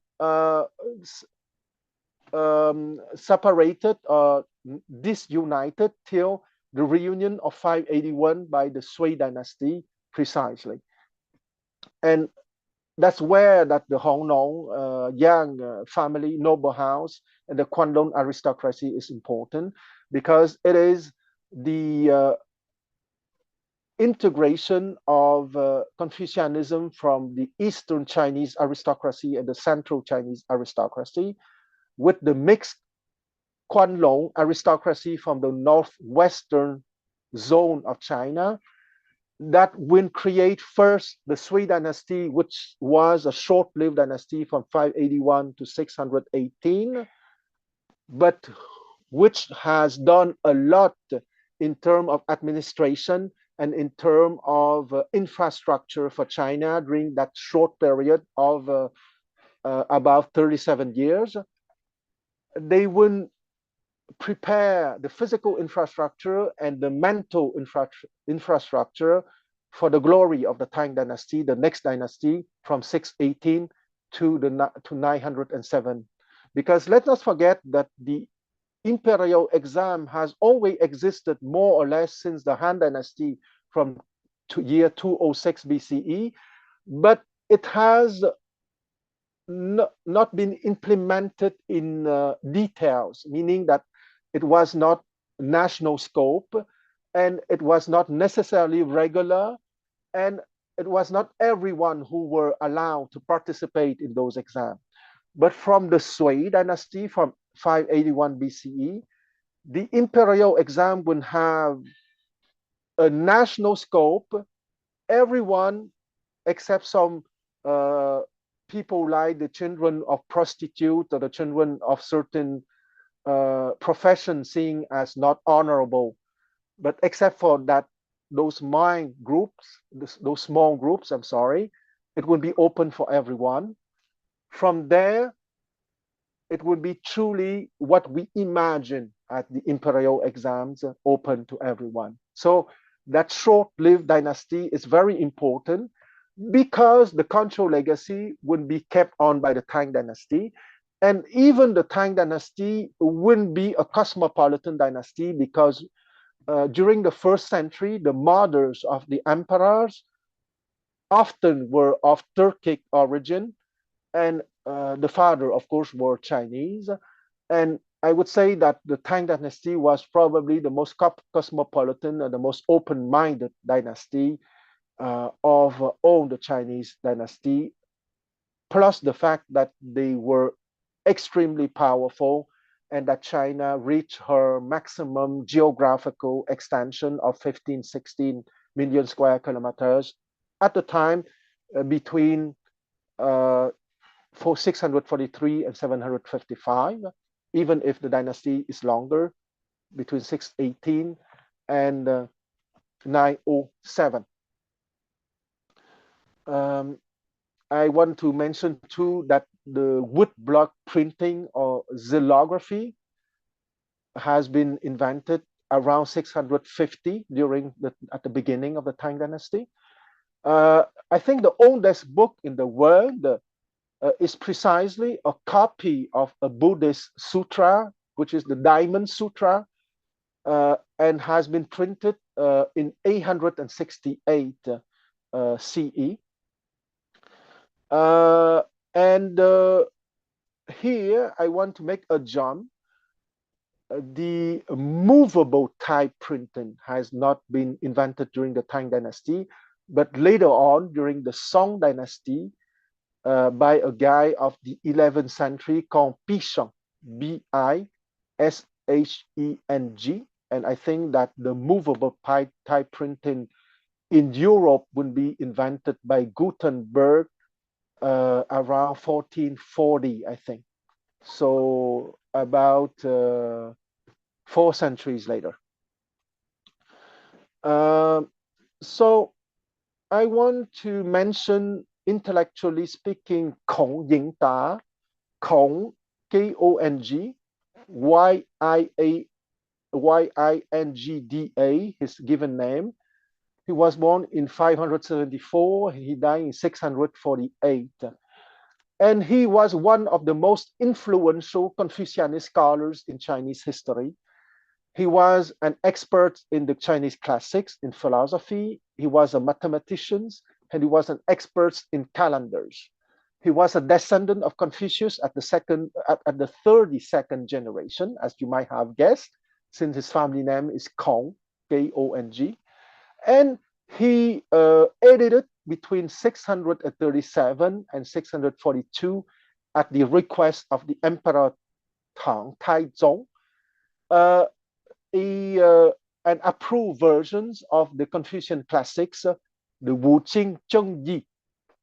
And I have mentioned the 5 Confucian classics 20 minutes ago. I will take the occasion to say that the core of the Confucian classics are what are called the 5 classics that I mentioned, and I will not repeat, but also the 4 books. And I would have the opportunity to elaborate on the 4 books when I would speak of Chu Si during the Song dynasty. And once again, during the Tang dynasty, there were a lot of Chinese influence on Japan. Between 607 and 838, the Japanese sent 19 missions to China to learn Chinese character, Chinese philosophy, Chinese literature, Chinese architecture, Chinese military art, Buddhism, Taoism, Confucianism, of course.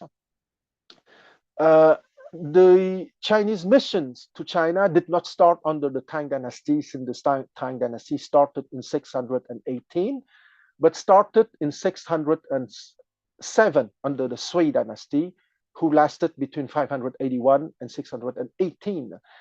There was a prince in Japan called Shotoku Taishu, Shotoku Taishu, Taishi, and he was born in 574 and he died in 262.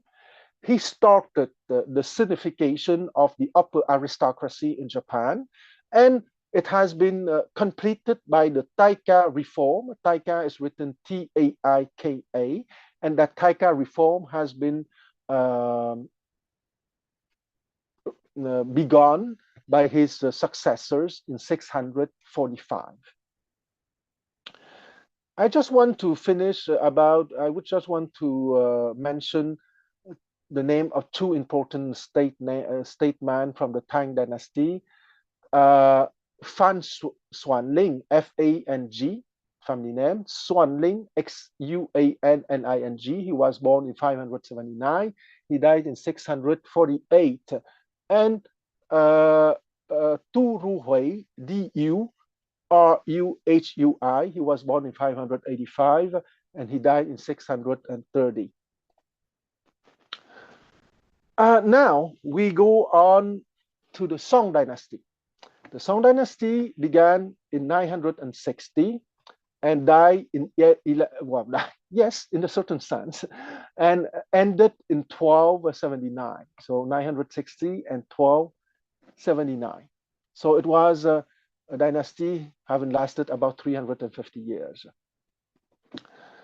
What is important with I would focus a lot on philosophy and on epistemology with the Song dynasty.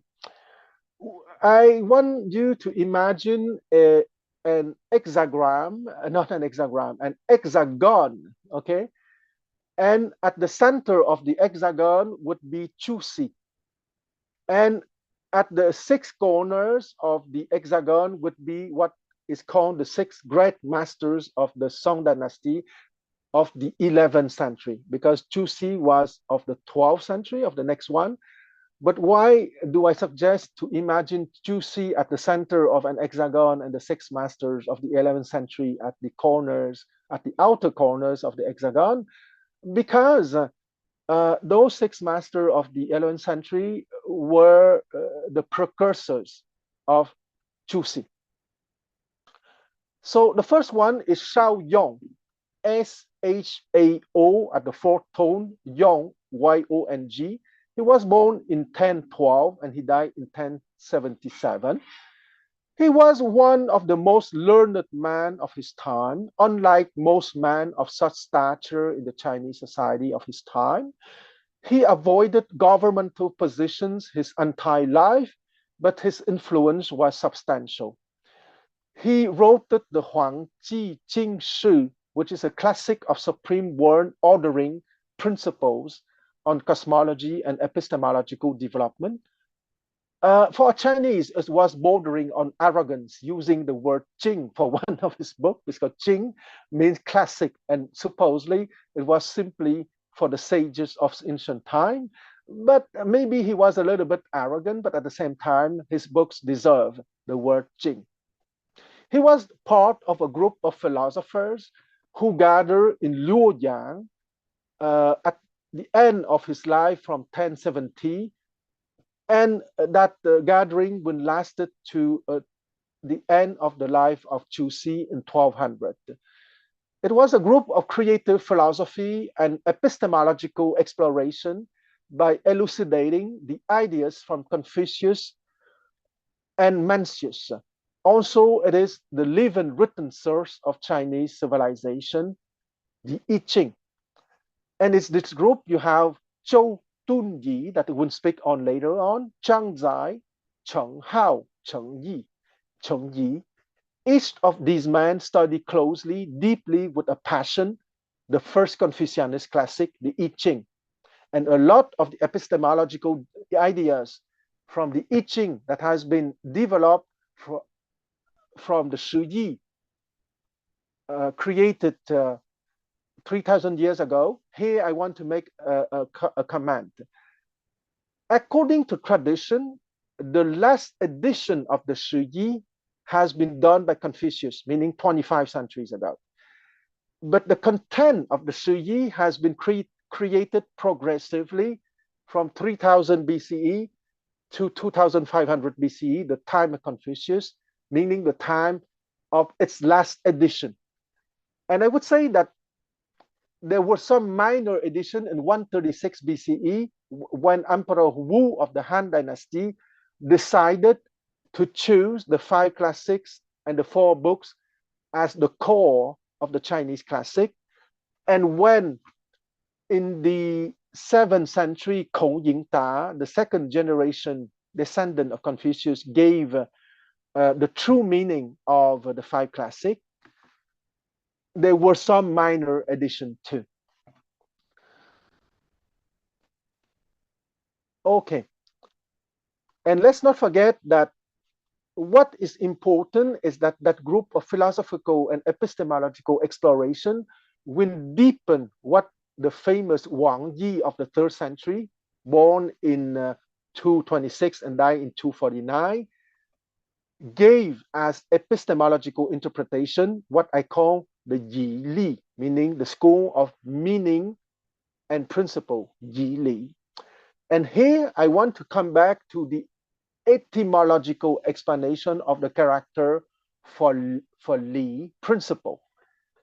On the left side of Li, you have the character for Wang, for king. And on the right side, you have the character for soy. And on the upper right side, the character for field. Okay, so a field is an organized soil.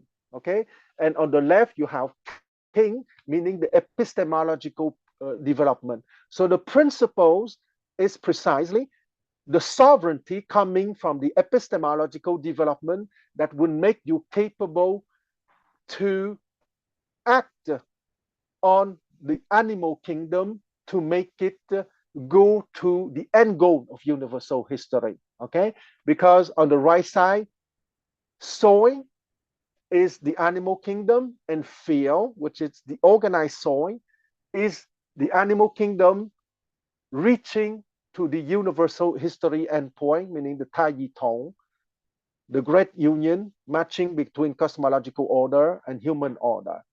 But what is important is the king on the left, because that is precisely the invitation to the epistemological development for everyone. And that is precisely Li, the principle. And it is once again, why do I speak about that? Because the I Ching, as many of you who are maybe a little bit interested in traditional Chinese culture, you might have read a lot of, I'm sorry to be blunt here, a lot of banderdash of mumbo jumbo about the I Ching, okay? Because you have all kinds of wide interpretations of fantasies coming precisely from the attitude when it's deep, just get wet, and when it's shallow, just lift up your skirts. I'm sure that you have read a lot about that kind of stuff. Or the other distorted views or degeneracy is precisely to go on a kind of Chinese equivalent of sex, drug, and rock and roll culture. And precisely the I Ching has been used a lot in the 60s and 70s in the West within that culture of sex, drug, and rock and roll. I'm sure that you are not surprised by what I just said.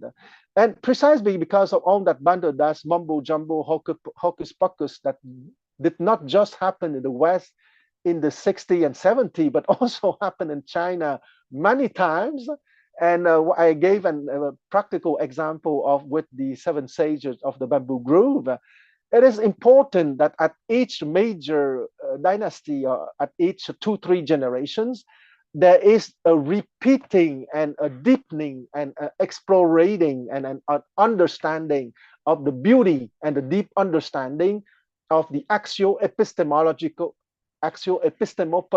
reality. Okay, and axio-epistemopolitical reality is my expression for the everlasting trinity between tempus, kairos, and chronos, or if you want, being, the epistemological overture, and becoming, or since we are speaking of the character Wang today, between heaven, man, and earth. And here I go to the other one, Zhou Tunyi. Zhou Tunyi, Zhou family name is written Z-H-O-U. His given name is written D-U-N-Y-I. He was born in 1017. He died in 1073. He has an official and mediocre official career, but he was a man quite respected for his authenticity. And he wrote a book, Taiji Tu Shuo, T-A-I-J-I-T-U-S-H-U-O. It is the diagram explaining the supreme ultimate, explaining that the many are ultimately one and the one is the ultimate. It was a major Chinese text arguing for the inseparability of metaphysics and ethics. Okay, once again, using my lexicon for the axio-epistemopolitical reality. He also wrote the Tongshu, T-O-N-G-S-H-U,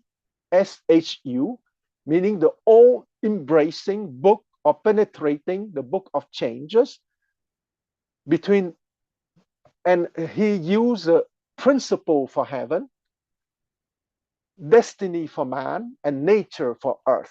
So he had his own lexicon for heaven, man, and earth, or once again, the axio-epistemopolitical reality. Chiang Zai, I will not talk too much about Chiang Zai because he was much more participating in the discussion, more than writing books. So Chiang Zai, Z-H-A-N-G, Z-A-I, he was born in 1020 and he died in 1077. And Cheng Hao and his brother Cheng Yi were very important because they synthesized everything that the others have discussed, and they are, if you want, the direct sources for choosing of what the others have developed and explored. So Cheng Hao, C-H-E-N-G, Hao, H-A-O, he was born in 1032 and he died in 1085. He was a student of Zhou Tunyi, a friend of Shao Yong, a nephew of Chiang Zai, and he was moving from philology to philosophy, okay? Because let's not forget that those men who lived in the 11th century were studying a text having started in 3000 BCE, having edition in 500 BC, having small edition in 136 BC, and having edition at the beginning of the 7th century, okay? So they have to be sure that the characters truly meant what they meant.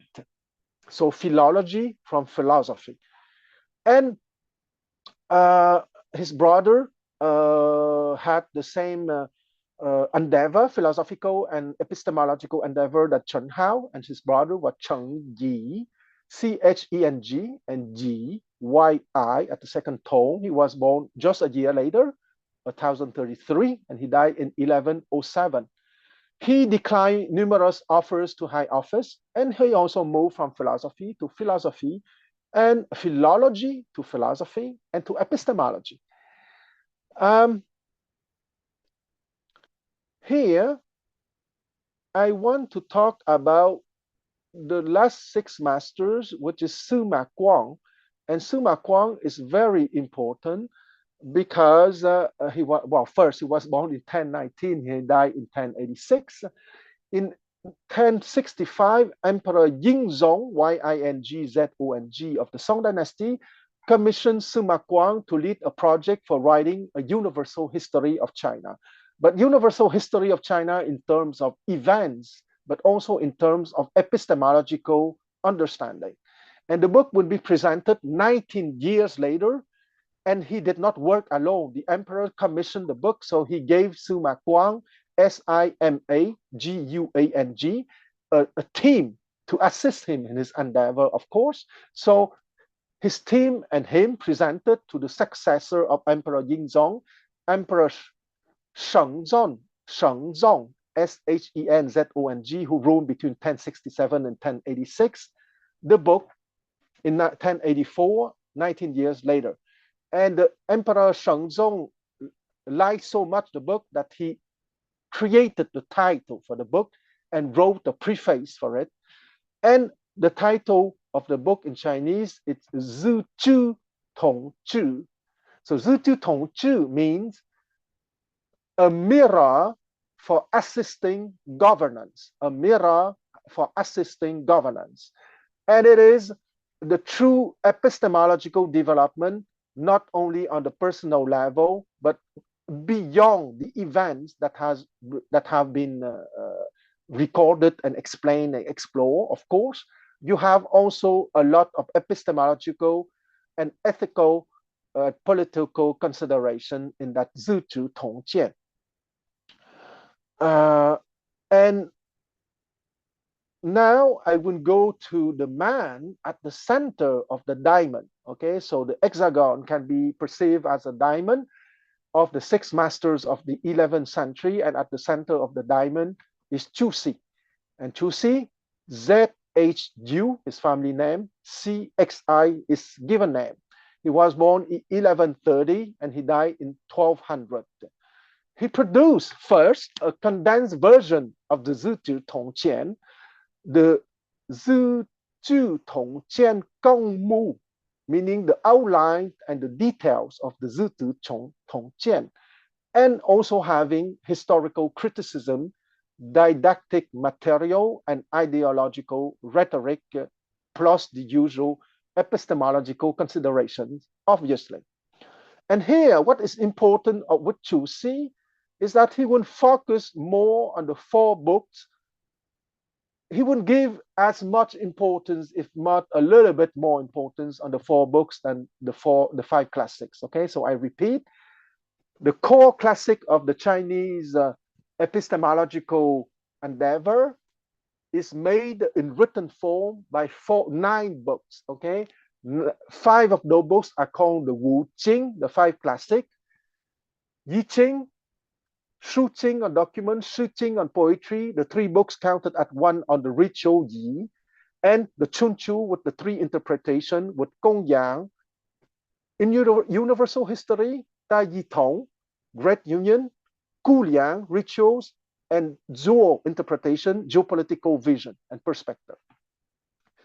But you also have the 4 books coming directly from the Confucianist school, okay? Because the 5 classics is more the direct control legacy of the Zhou King. And the direct control legacy of the Confucianist school are the 5 books. And those 5 books are the analects, meaning the sayings of Confucius, because the Chinese title, which has been translated as analects in English, is Lun Yu. And Lun Yu means exactly selected sayings, okay? Selected sayings from Confucius, of course. And when the European translators who were immersed in Greek and Latin wanted to translate the Lun Yu, they chose a Greek word, analekton, which exactly means selected sayings. So analekton was translated as analects in English.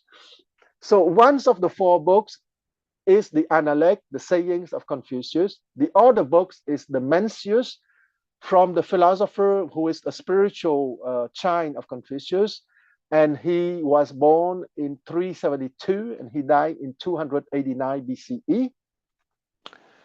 And the other 4 are the Ta Shui, the great learning. The great learning is, of course, epistemological development and not learning about skills or information. And the Zhong Yong, the doctrine of the mean. So Chu Si focused a lot more on those a little bit more on the 4 books and on the 5 classics. The 5 classics were not rejected, they were maintained. And those 9 are the basis of the civil service examinations, who will last till 1904, okay? Because 1904 was the year when the last imperial exam has been given. And here, the core of the idea of Chu Si is that every person has Li, okay? So once again, I remind that etymologically, Li is you have the king, the epistemological journey on the left. On the right side at the bottom, you have the sowing, and the upper side, the right side, but at the top, you have the field. So the field is the organized sowing. So the epistemological journey will allow you to organize the animal kingdom to go to the universal end goal of human life and human civilization.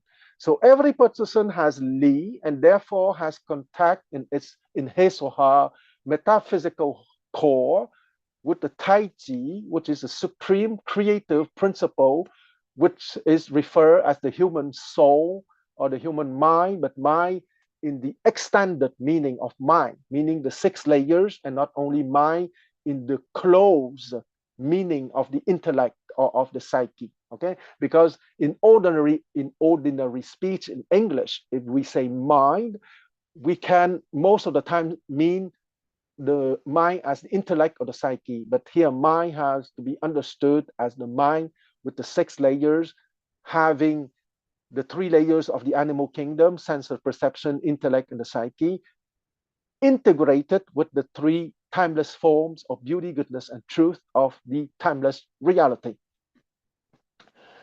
And in terms of the epistemology coming from Chu Si, knowledge and action are indivisible components of truly intelligent activity, okay? And here, knowledge and action are indivisible components of truly intelligent activity is very, very reminding of the Socrates notion of the indivisibility of knowledge and action. And the knowledge is first in the sense that true knowledge is difficult, but action is important. Okay, and Chu Si would use the metaphor of the eyes and the legs. The eyes are compared to knowledge, and the legs are compared to actions. You can have eyes, but if you don't move, it's not very useful. Or you can have legs to move, but if you don't have eyes to have the true vision, it can be dangerous, if not a disaster. So here, true epistemology necessarily implies indivisibility of knowledge and action to produce, to create a truly intelligent activity.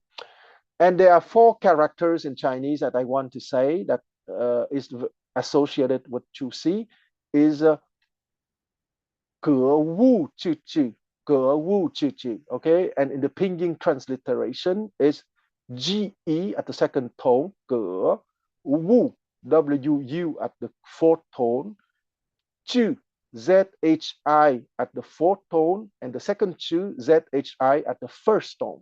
Maybe for someone not speaking Chinese, the subtlety cannot be perceived, but that's okay, okay? Ge Wu Chu Chu, meaning the invitation in 4 characters to the epistemological journey. Ge Wu Chu Chu means study exhaustively the phenomena till you reach to the encompassing understanding of reality. Okay, so study exhaustively the phenomena till you reach to the encompassing understanding of reality, inner reality and outer reality, the cosmos, okay, inner cosmos and outer cosmos. And once again, I know that I'm a little bit a pain in the ass by repeating that for the umpteenth time. Cosmos is not the outer universe. Cosmos is the God's plan, or the plan of ultimate reality as experienced inside of us and as explored outside of us. And once again, it is the ultimate warning, the ultimate coaxing from Chuxi not to listen to the Taoists of paragraph 14.39 from the Analects, just to get wet when it's deep and just to lift your skirt when it's shallow. Okay? Is it just so? But it's not difficult at all. It's much more than that. The conquest for sovereignty, the conquest of the epistemological journey. And I cannot speak about the Song dynasty without mentioning Pi Sheng. B-I is his family name, and Sheng, S-H-E-N-G, is his given name. He was born in 990 and he died in 1051. He was the inventor of the movable types of printing precisely at the beginning of the 11th century. And his name would have been lost to history because he was a humble artisan. He was not an aristocrat and he was not a scholar. But thanks God, there was a distinguished scholar who was a mathematician, an astronomer, a philosopher, an epistemologist, a statesman, a philosopher, I said a philosopher, etc., who recorded the name of Pi Sheng for history, and that polymath was named Sheng Kuo. Sheng, his family name, S-H-E-N, Kuo, K-U-O. Sheng Kuo was born in 1031 and he died in 1095. Of course, talking about the Song dynasty, I cannot omit to talk about the landscape painting in the Song who reached truly a height in human history. Also the Celadon porcelain, the poetry, the literature, the art of tea, the art of food and cuisine, the performing arts, the calligraphy, and the urban life, okay? Because for Chinese historians, the Song dynasty was the first moment of modernity for Chinese civilization, because the urban life having happened under the Song dynasty is quite resembling to the urban life that we have in our contemporary times. And I want to read the one phrase from Chuxi. There is no Li without Qi, and there is no Qi without Li. So there is no Li without Qi, and there is no Qi without Li. And if you remember the etymological explanation I gave, and I don't want to repeat for a third time, well, it reminds something that Larouche said, that was one of my preferred sentence that I cannot prevent myself to repeat from time to time, that substance is efficient cause and efficient cause is substance, okay? So the Li is the principle, the substance having the universal law, and it manifests in efficient cause, and the two are integrated together. And the Chinese way, or Chuxi's way to say that is there's no Li without Qi, and there's no Qi without Li. And here I want to finish the speech on the Song dynasty by mentioning some academy, because the movement of the academies under the Song dynasty, the Ming dynasty, the Qing dynasty, so between 960 and 1912, so meaning during the last 1,000 years, the last millennium of Chinese dynasty, the movement of what is called Yuan in Chinese, Y-U-A-N at the fourth tone, Yuan Academy, has been very important. And so the Wai-Dia Grotto Academy in the province of Jiangxi by Lu Dongshu Yuan, which was first opened in 960 and was sponsored by Emperor Taizu of the Song dynasty. The academy opened a second time in 1180 under Chuxi's direction and lasted for 7 centuries, or more precisely, between 1180 and 1898. And that 7-century long academy, Confucianist academy, has been of utmost importance in the for avoiding at least for the brightest of the Chinese of the time during those 7 centuries, for avoiding to get wet when it's deep and to lift your skirts when it's shallow, or to go into sex, drug, and rock and roll. Wow. I don't want to say that academy prevented completely those two phenomena, but it at least saved a lot of Chinese from those two distorted visions of the epistemological development. Because once again, many people don't understand that the I Ching is not a Taoist book, okay? Because there has been a lot of jumbo mumbo who has been created from the I Ching, from the two distorted standpoints, but it's the first Confucianist classic, and it's an invitation to epistemological development and to wisdom, justice, humanity, and valor.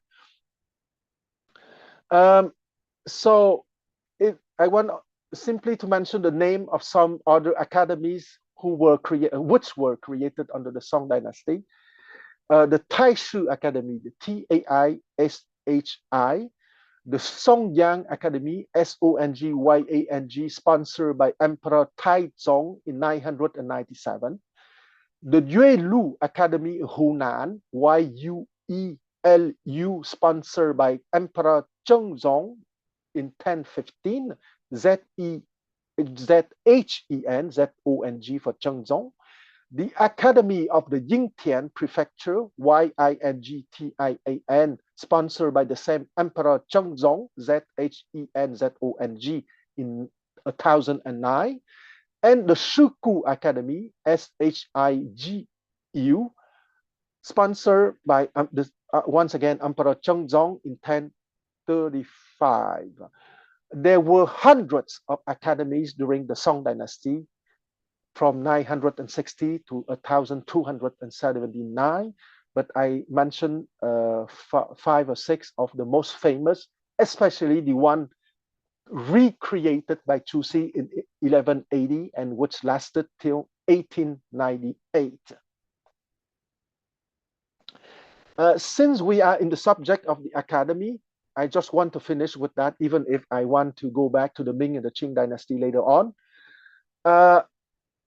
There were 1,239 major academies under the Ming dynasty. And the Ming dynasty ruled between 1368 and 1644.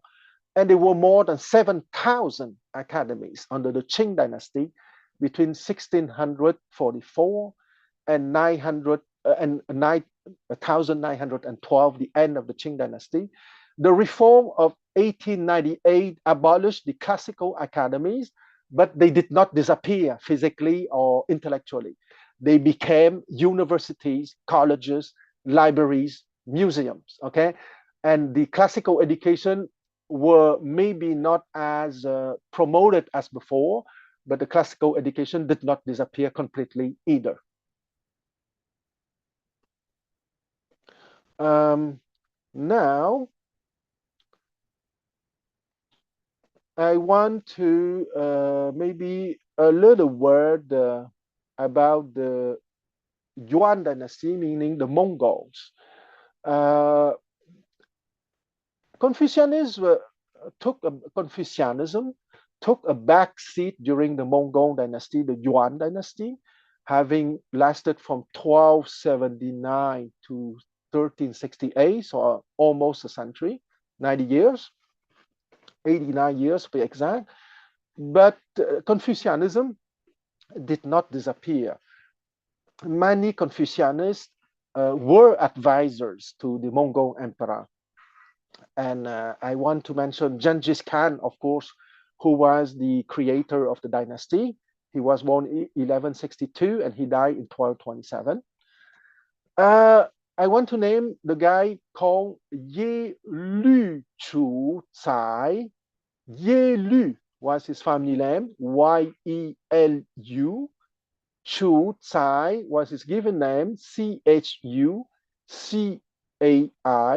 He was born in 1190 and he died in 1244. And he was famous, and I'm sure he was not the only man in history having said that to a sovereign, But he said to Genghis Khan that empires can be conquered on horseback, but they cannot be ruled on horseback. And the grandson of Genghis Khan, Kublai Khan, who was born in 1215 and who died in 1294, created his dynasty on the Chinese model and created and gave the Chinese name Yuan, Y-U-A-N, meaning greatness, to his dynasty. I want to mention an intellectual named Liu Pingzhong, L-I-U, his family name, Pingzhong, B-I-N-G-Z-H-O-N-G. He was born in 1216 and he died in 1274. He was the architect of Dadu, D-A-D-U, named Kanbalik at the time, and which is the present-day Beijing. Okay, and Beijing is still the capital city of China. And he influenced the emperor at the time to use the Chinese Lego system. And he was the teacher of Prince Chengqing, Z-H-E-N-J-I-N, and Chengqing was Kublai Khan's crown prince. I want also to mention Guo Shaojing, G-U-O, his family name, Shaojing, S-H-O-U-J-I-N-G, born in 1231, died in 1316. He was an expert in astronomy, and he calculated the time of the revolution of the Earth almost having the same value than the contemporary value at 26 seconds of difference. And he was the promoter of a calendar called the Shou Shi Li, S-H-O-U-S-H-I-L-I. I want to name two last persons during the rule of the Mongol emperors. Xu Heng, X-U-H-E-N-G, he was born in 1209. He died in 1281. And Wang Xun, W-A-N-G, X-U-N, he was born in 1177. And he died in 1227. And those two play major roles in transmitting the classical education through the 5 classics and the 4 books, obviously. And the epistemological development as explained by the 6 masters of the Song dynasty of the 11th century and by Zhu Si, born in the 12th century, 1130 to 1200. And Wang Sun made the Yuan emperors to adopt the Chinese code of laws and to start a sinification policy in terms of cultures and education. For the Ming dynasty, I want to mention that they started in 1368 and it stopped in 1644.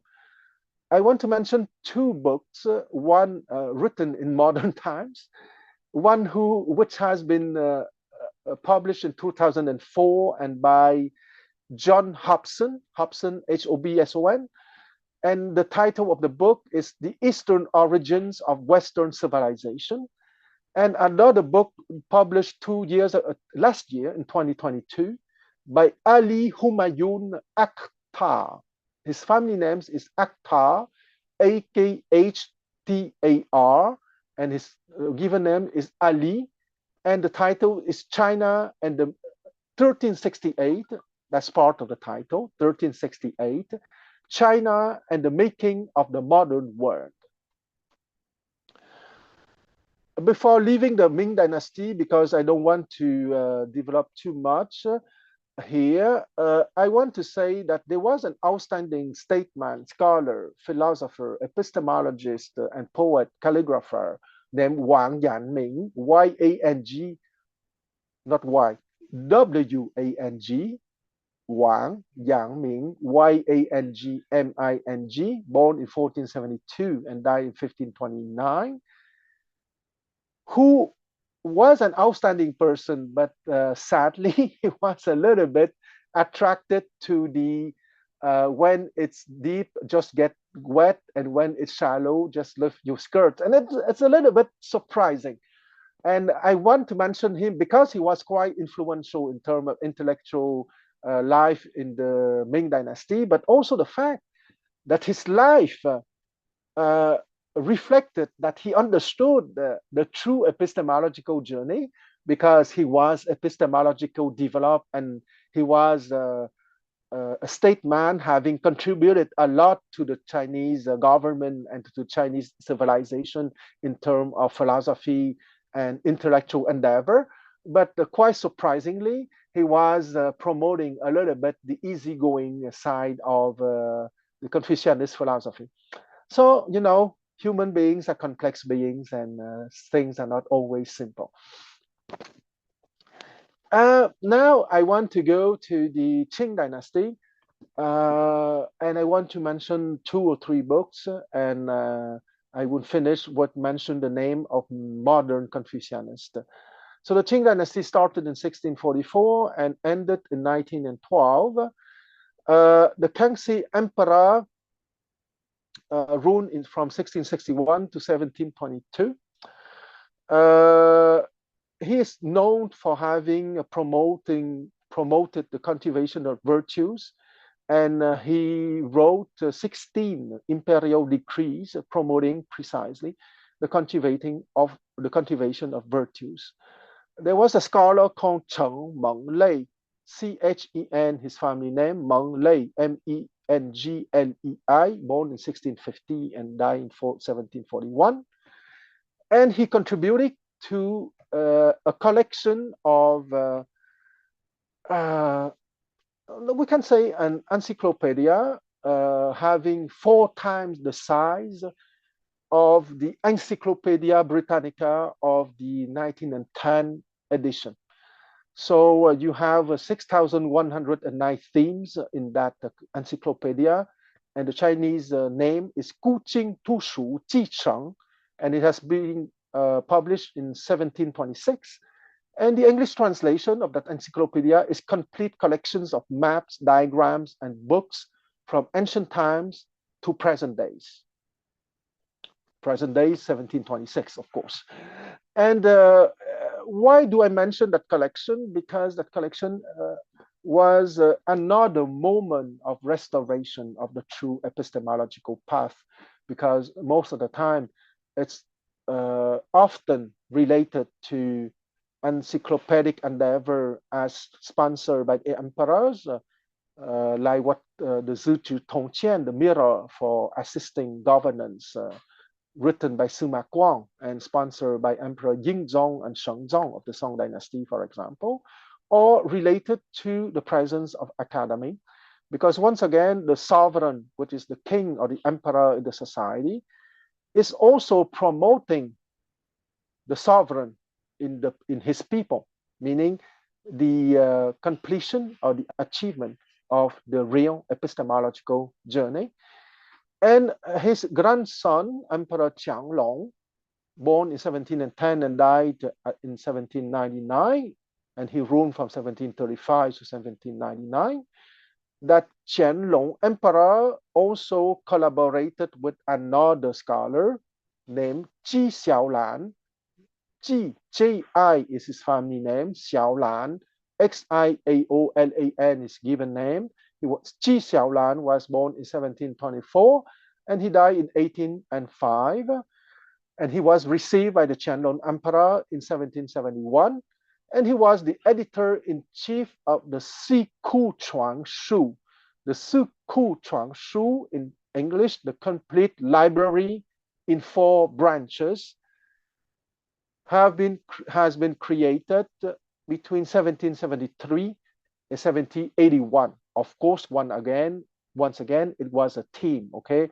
Ji Xiaolan did not work alone from 1773 to 1781 for that major encyclopedia, Siku Chuang Shu, in 4 branches or in 4 sections, because everything pertaining to the classics had a green cover.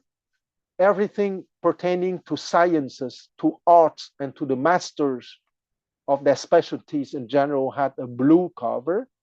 Everything pertaining to history, universal history, epistemological development, and the Tai Yi Tong, meaning the great unity, end goal of universal history, the cover was red, or is red, since we still have copies of that encyclopedia. And everything pertaining to belles lettres and literature, the cover was or is gray. There are 74 subsections and 66 subheadlines. And that encyclopedia include 79,309 books. Okay, I repeat, that encyclopedia includes 79,309 books in 3,461 categories, but in the 4 general sections or branches of classics in green, sciences and arts and the masters in blue, history and universal history in red, and literature and belles lettres in gray.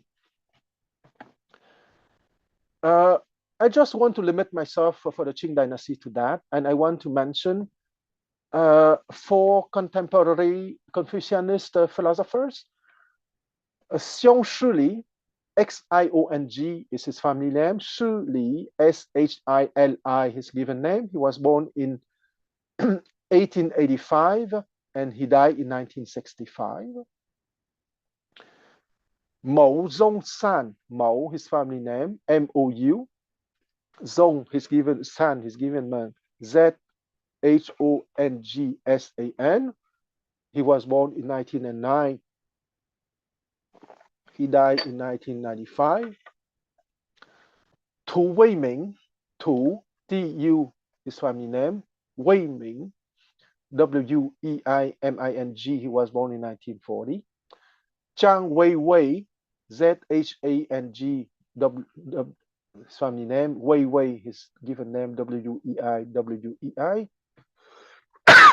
Excuse me. He was born in 1958. And you can find on the internet, on YouTube, a series on, on the Chinese mode of governance, which is quite interesting. Those are vignettes lasting between 5 to 10 minutes. I think it's The Chinese Way by Zhang Weiwei on YouTube. And I want to mention Xi Jinping as a philosopher. Xi, family name, Jinping, Jinping, born on June 15, 1953. Because what he's doing now is truly the true application of his own personal epistemological development to give blessings to others and to go on the way of justice, valor, humanity, and wisdom,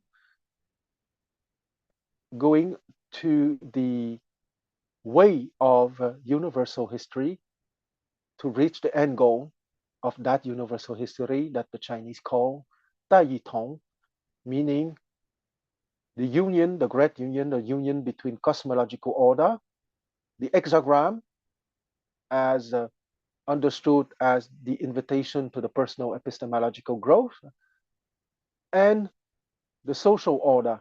Because once again, if in a fair and wise society, everyone would have the role that matches perfectly his epistemological development, and it doesn't mean that he cannot progress within that epistemological development.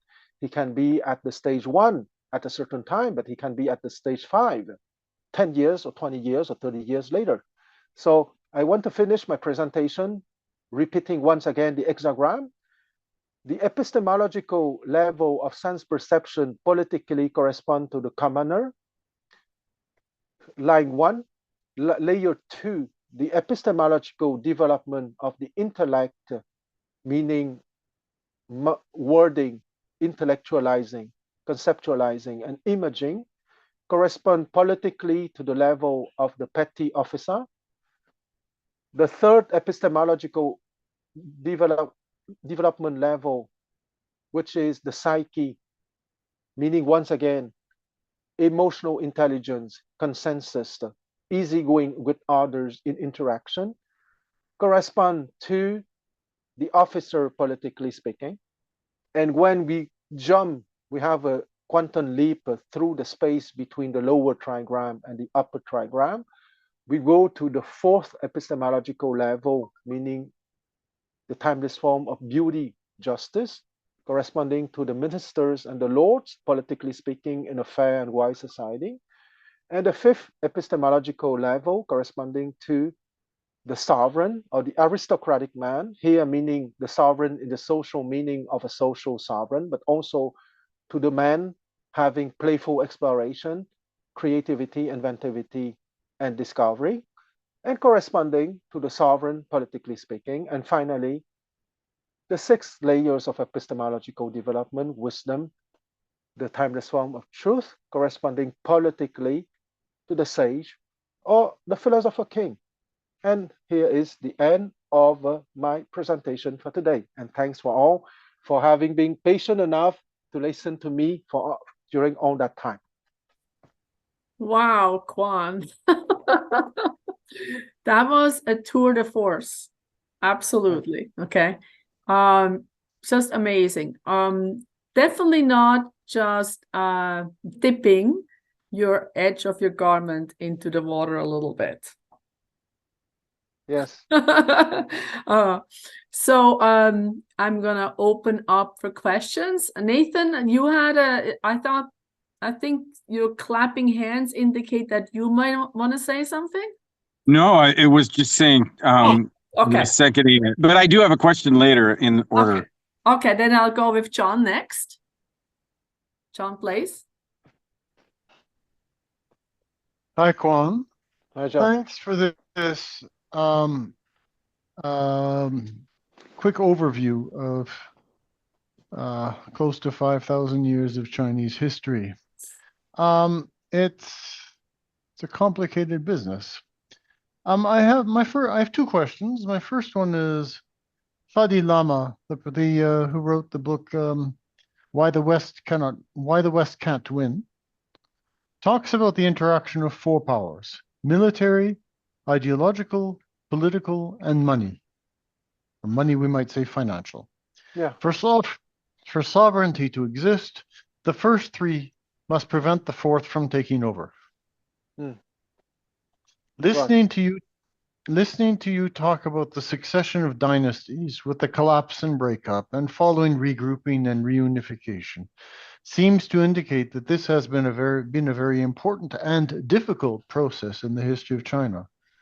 Would you care to elaborate? Yes, absolutely. Because I would distinguish, and here I am very grateful for your question, John, because there is a stuff that I decided to skip, but because of your question, I would have the honor to do it now. I make the distinction between the epistemological development and the tools of power, as the little speech that I made at the beginning. Okay, and you know my proclivity to use acronyms, so please bear with me. I call the tools of power with the acronym the man wins. Okay, the man's win. So the T is for the epistemological development offered to all. H is the homes, of food, the basic necessities of life, a guarantee for all. E is for education focused on principles and real skills and not indoctrination.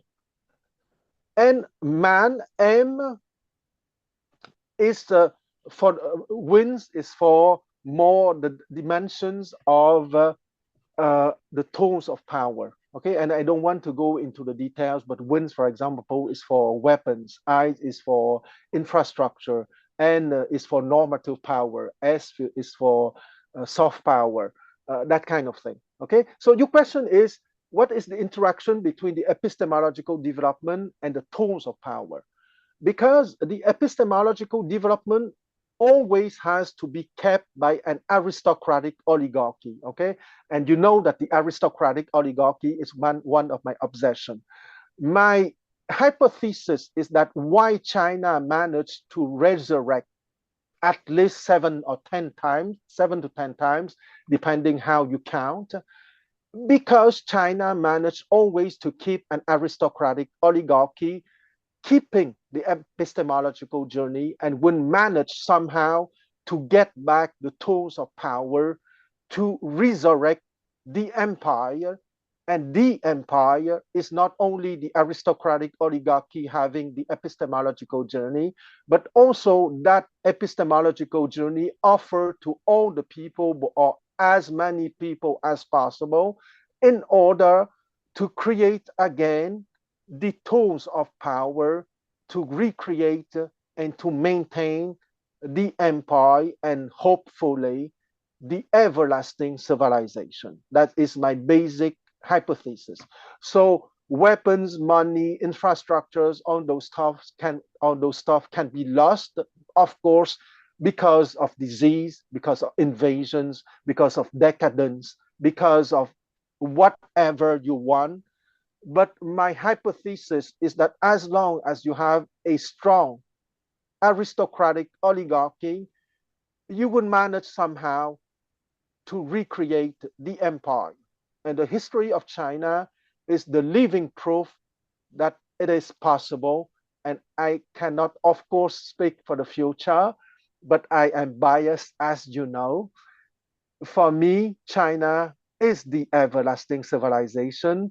And I don't want to be chauvinist here. I don't mean that China is the only everlasting civilization. I'm sure that there are other everlasting civilizations. But for me, China is a good candidate to be one of the everlasting civilization because of the idea under what I mean by the acronym, the man wins. I have another acronym, Prima Vox, Primavox, okay? Prima Vox in Latin means the original vox, original voice, or the first voice.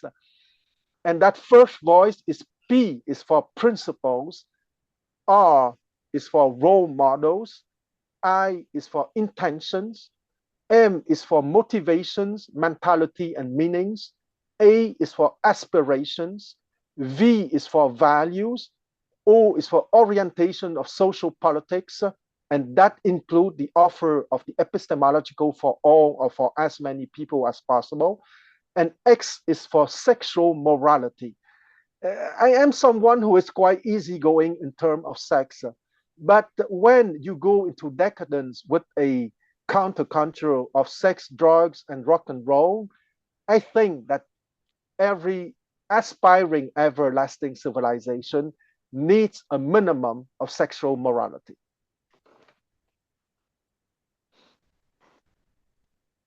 All right, that makes sense. So you're saying that when there was the collapse of successive dynasties, there was a sufficiently numerous hardcore of Confucian scholars to be able to help organize the following dynasty.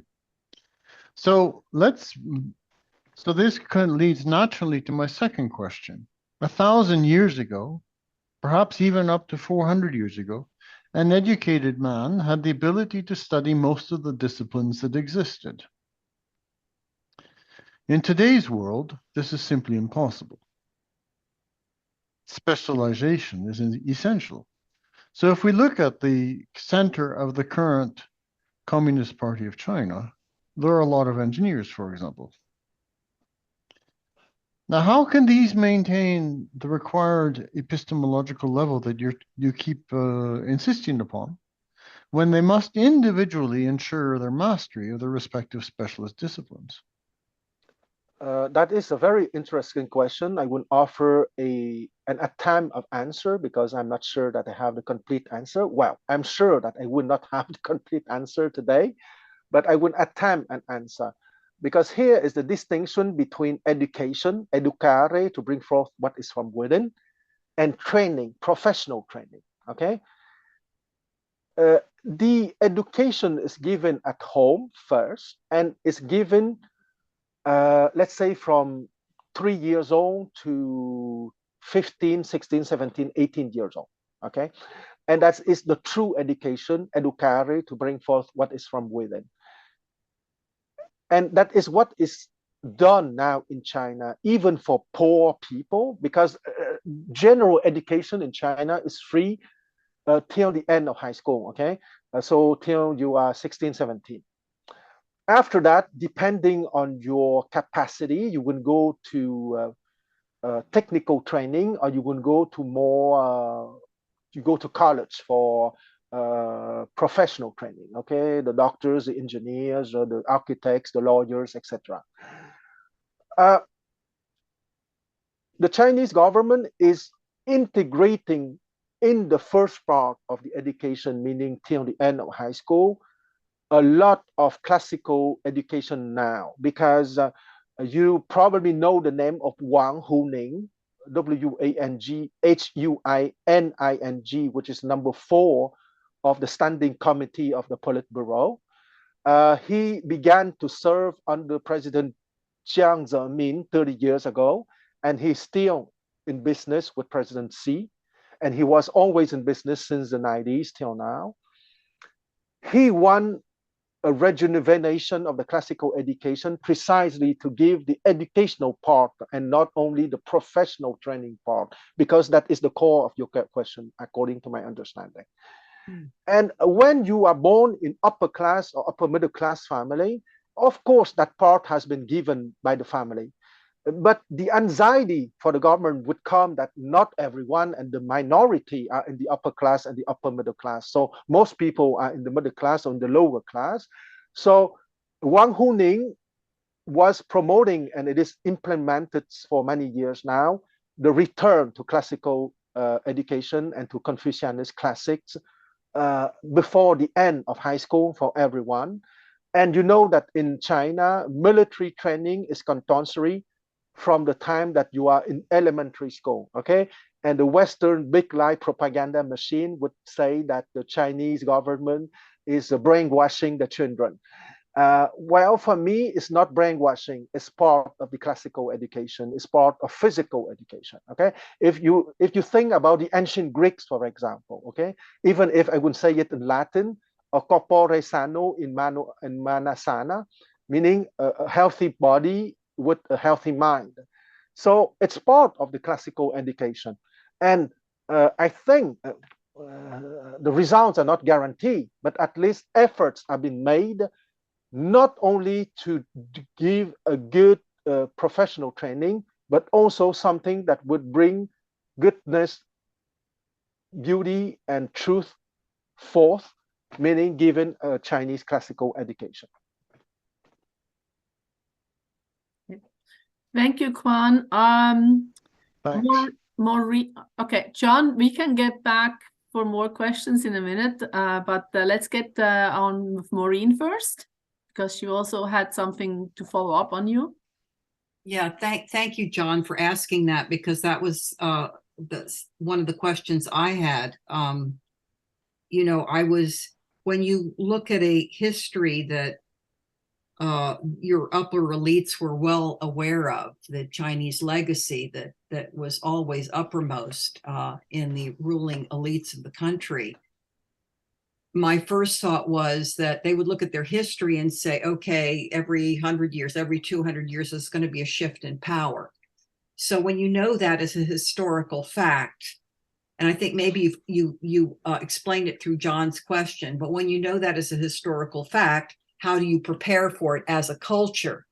And having gone through that for several thousand years, now you're looking at a new Chinese or Asian paradigm, right?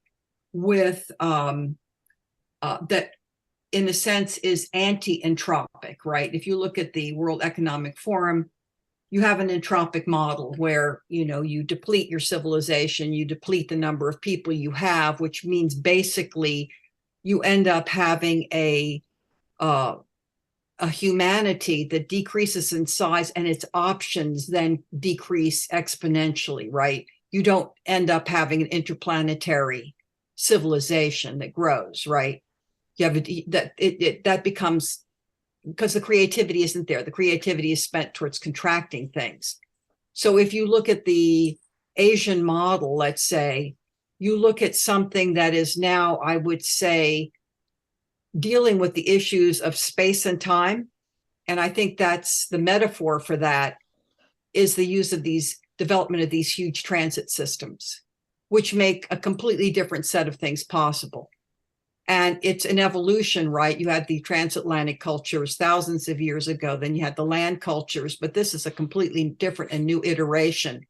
So I don't know how this sort of historically could perhaps be a evolution out of these dynasties that come and go, and the kind of intrinsic knowledge that you gain as a culture, even if it's subconscious, in adapting to realities, to evolutionary anti-entropic realities as you go forward. So that's one part of it. The other thing that I find very confusing about China, and this isn't just a criticism of China, I think it's all over the world, but and there's a really good example of it, which I don't mean to belittle, but this is just a concern I have just generally everywhere.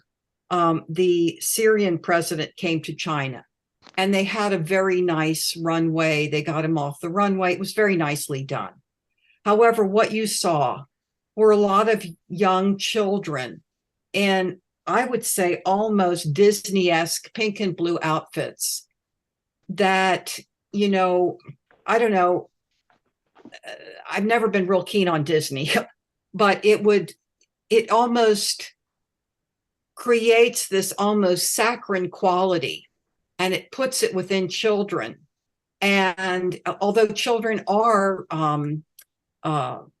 don't need to be exposed to the harsh realities of life, you want them to have a sense of gentility, let's say. So you can see that this kind of almost cartoon-esque look has that, perhaps for some very good reasons, but it can also embed within a culture a kind of conformity that I would say, you certainly see it in the American culture, but it can embed a kind of conformity that would then be brought into the future, and the way this globalization could eventually end up being something that could be extremely conformist as opposed to extremely liberating. I hope I didn't rabbit on so long that I lost my point.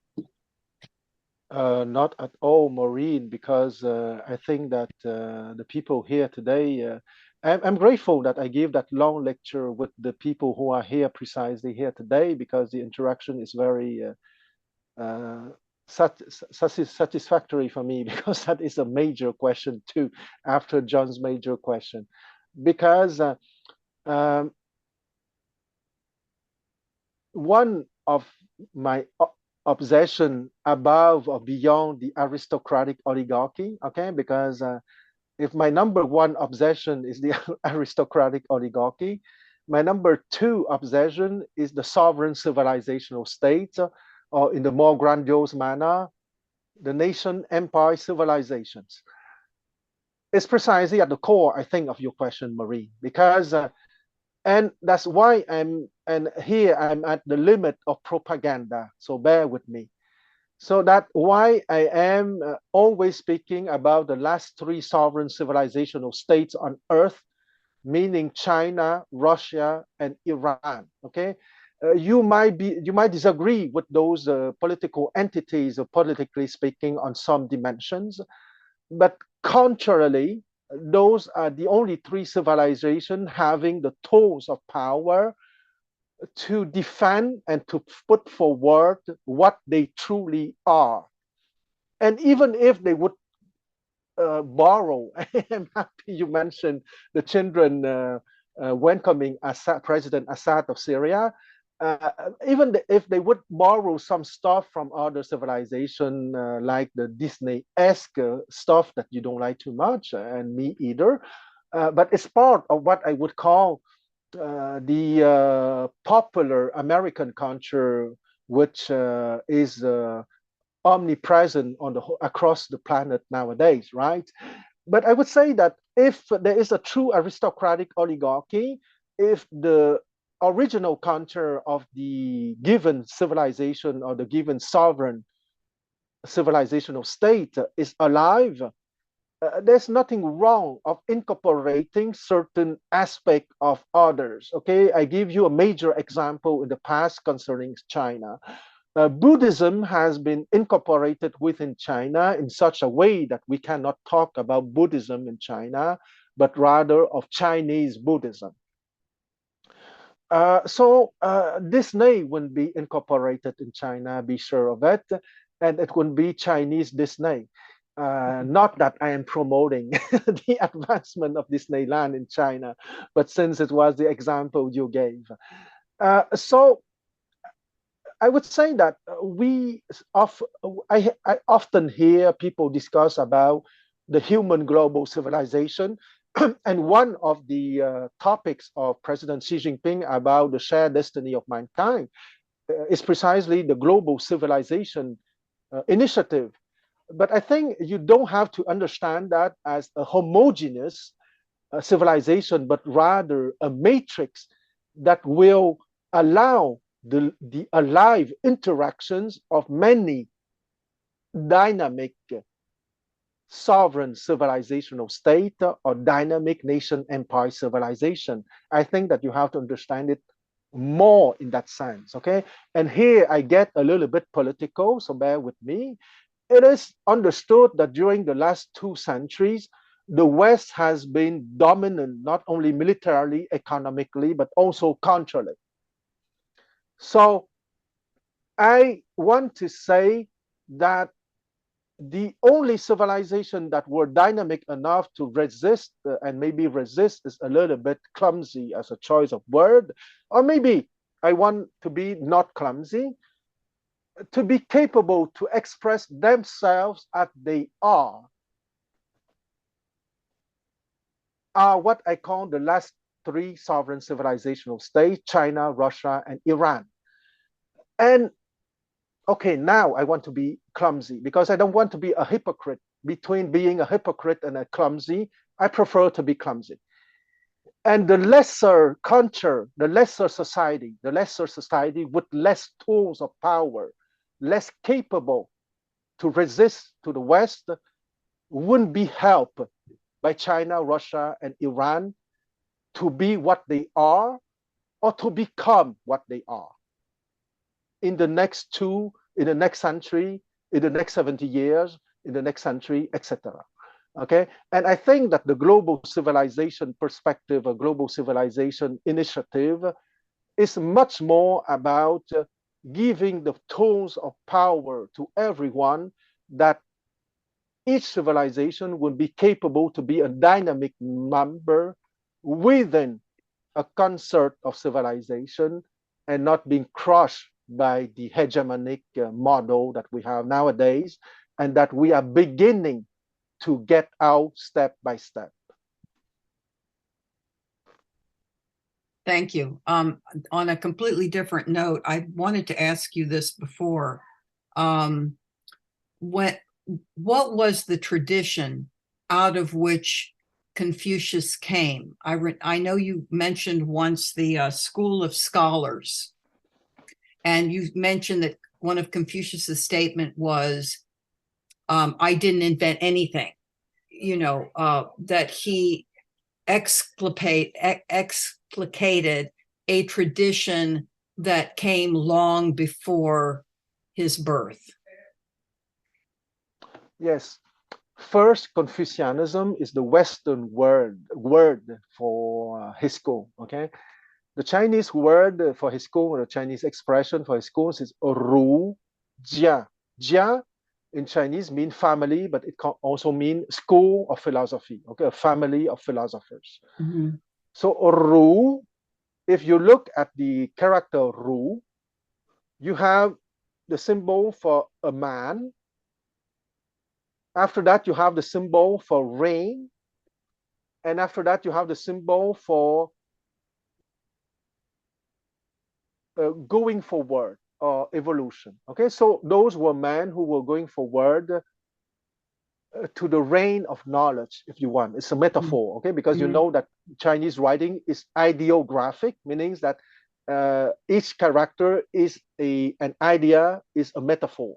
Okay, so Ru in Chinese, if I have to use one word to translate in English, most of the time, because a lot of Chinese word has been wrongly translated, okay?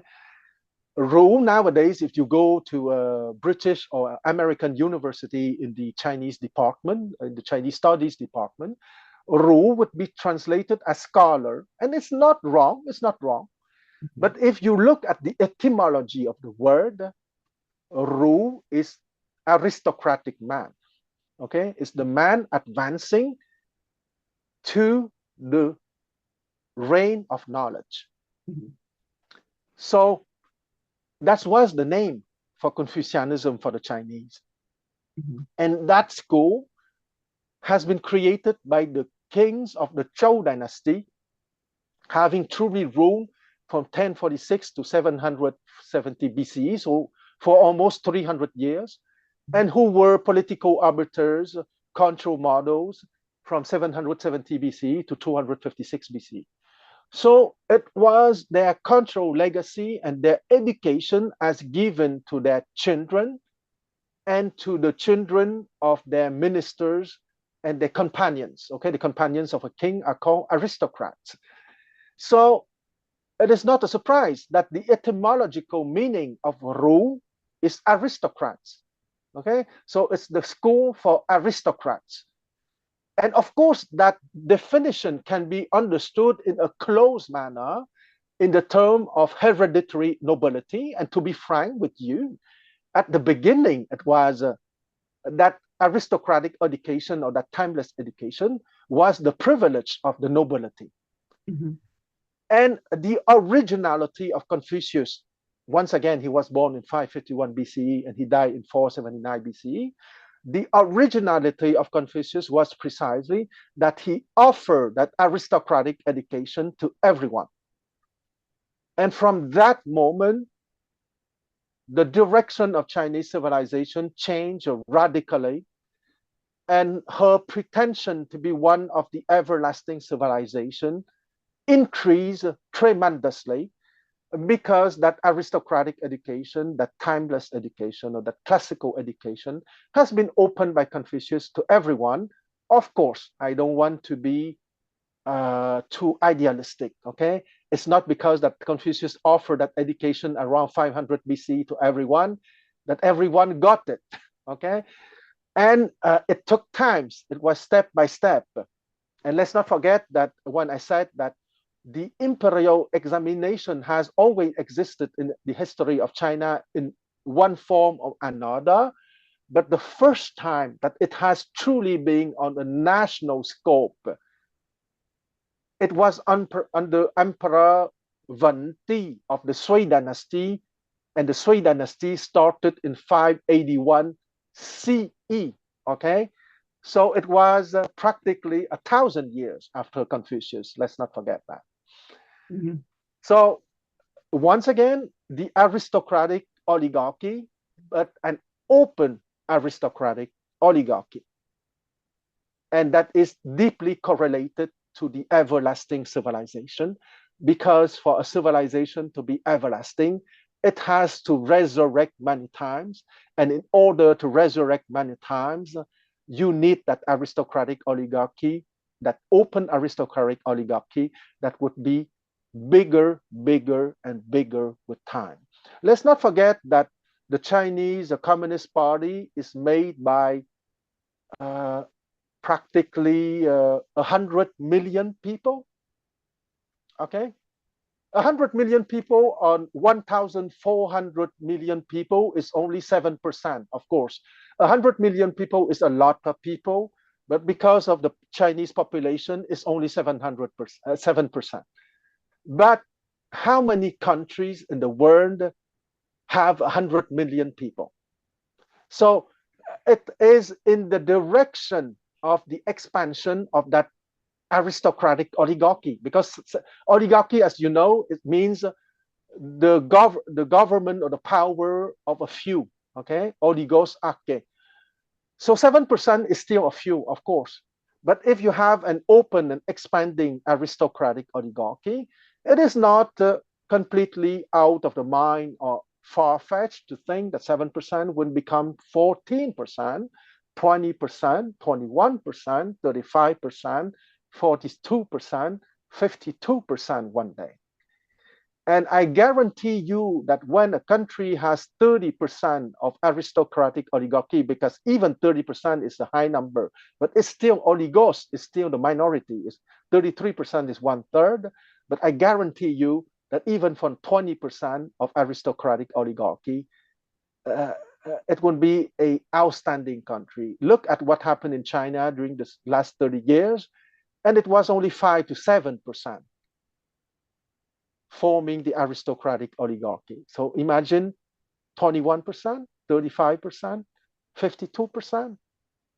That would be the acceleration of the march to the end goal of universal history. And I don't want to forget, because you talk about conformity, and that is a very important point. And there is a principle in Confucianism that is very important, and it can be stated in some Chinese words. 君子 和而不同. Okay, 6 character. 君子和而不同.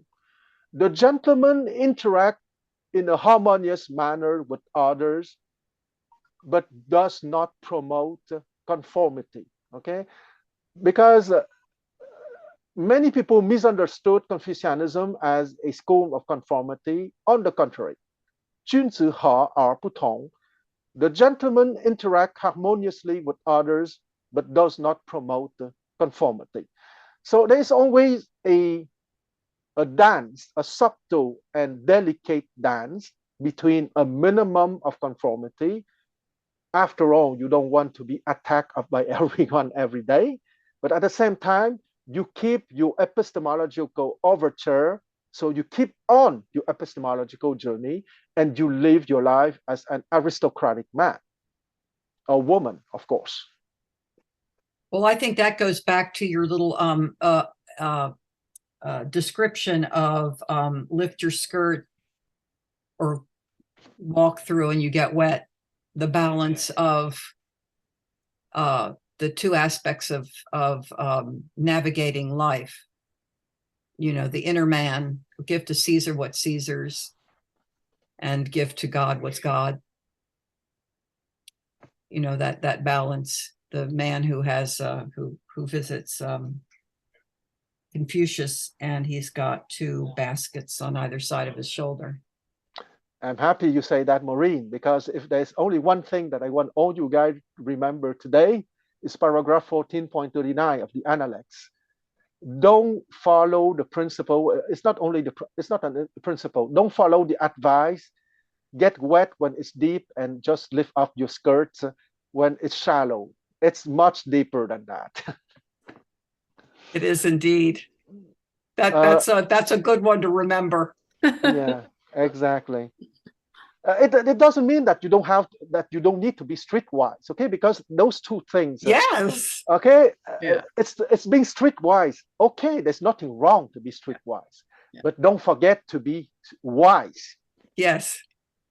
Well, I have one last question, but I'll send it over to other people. I don't want to hog everybody else's time. I know that John has another question, but I let Madeleine decide of the order because I don't see the order.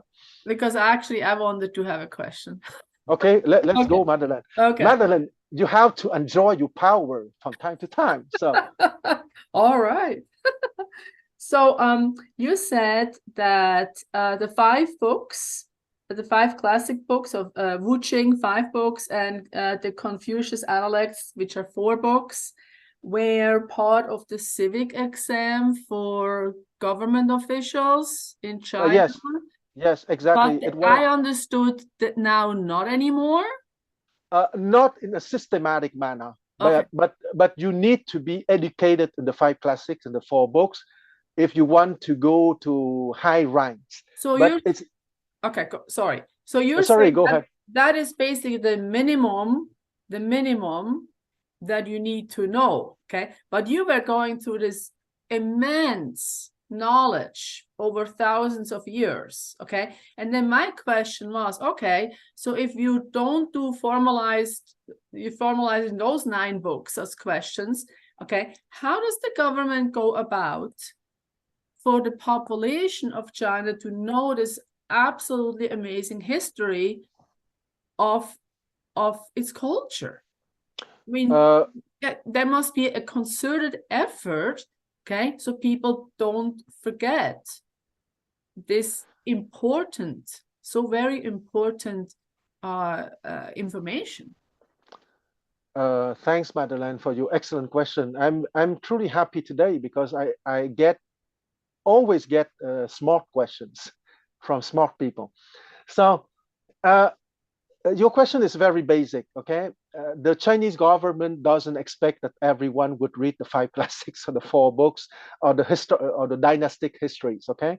Those people are down to earth people and realistic. But let's not forget that nowadays you have a tool of power called the TV and cinema, okay? And there is a lot of control TV historical dramas which are sponsored by the government, or at least the government would check it, okay? Most of the time it's done by private cinema companies, but the government will have a surveillance and will have critics on those productions, because if the government see that it would promote the easygoing dimension of Confucianism or the sex, drug, and rock and roll counterculture, it would be censored. Okay, there is a censorship in China, and the censorship would not hesitate to strike down anything that is promoting decadence and the easygoing interpretation of the classical education. And it would promote the higher dimension, the beauty, the goodness, and the truth. And there is a lot of control programs in mainland China that you can see on internet sometimes. Not everything in mainland China is sent to the Western internet, but you have a lot of that sent to the Western internet. For example, the series China in the Classics. If you don't know China in the Classics, I suggest you to go on YouTube and to write China in the Classics on the research bar. And you have about 10 sessions on that. It's very interesting. You have a lot of TV historical drama, for example, the Three Kingdoms, or you have historical drama at about every dynasty that you can imagine. You have fantasy themes that are aesthetically outstanding nowadays. You have modern Chinese musicians that would put classical poetry with the modern music, for example. So not everyone will read the 5 classics and the 4 books and the historical records, but the Chinese general populations are immersed in classical education thanks to the TV and to the cinema and to the public high school education. Thank you, Quan. John, do you have some more questions? Yeah, I have 2 more questions. This perhaps can be, the first one can be perhaps considered a follow-on on Maureen's comments. Many of the projects that you referred to were multi-generational. Absolutely. In the West, we can see equivalents in the building of the Gothic cathedrals in Paris, Reims, Chartres, Rouen, Köln, etc., each of which took centuries to build. The very organ in Notre Dame de Paris has been developing for over 300 years, and if Macron hadn't burnt it down, then it would, well, they will rebuild it. Unfortunately, the organ was saved. Is there open discussion today in China about future multi-generational projects? Absolutely. And the biggest, you know it, Belt and The Road space Initiative. program. Space program, but yes, you're right, you're not wrong. But Belt and Road Initiative, okay, the 2 big stuff that China is known worldwide is the Belt and Road Initiative, Eurasian integration, and eventually world integration, and the space program, absolutely. And epistemology, because once again, you have the epistemological development, which is a lifelong endeavor, but started very young at home, in primary, elementary school or high school. And you have the other dimension, which is the professional training, okay? So the 2 have to be present. in order to create the everlasting civilization. And my last question, have there been periods in Chinese history in which the development of technical and scientific knowledge has been in conflict with the epistemological understanding of said periods, i.e. equivalents to, for example, Giordano Bruno being burnt, or Galileo Galilei being put under house arrest, or Descartes deciding to shut up on the question of whether there's an infinite universe after seeing what happened to Galileo, or the list goes on in the West? I would say that I don't have the definitive answer to that. Okay, one answer that I find superficial is that there was a lot of people in China, so mechanization was not truly necessary. I don't believe too much in that explanation. Or if that explanation has a certain value, I find that explanation superficial. Chinese civilization being a bit older than the Western civilization, you know perfectly that an old man, and now I make a metaphoric transfer, which is maybe debatable, but we will see. An old man, when he wants to get rid of someone, he would put that person on a pedestal. He would not torture or oppress that person. Okay, the Catholic Church in the West and the sovereigns in the West would oppress the intellectual wanting to promote something new. The Chinese sovereign most of the time would give them a commission, so they would be at the head of an academy, of a book project, and the intellectual in question would be very happy, and he would promote his idea within a small group, but most of the time it would not have a long-term effect in the society if the sovereign doesn't want to. Okay. If you read Chinese, there's a lot of stuff on astronomical speculation, mathematical speculation, engineering, etc. But it has never been put in practice because precisely maybe of the people, but also that the Chinese sovereign would get rid of the scholars that are in conflict with them in the more subtle manner. And let's not forget also the Mongol episodes, okay?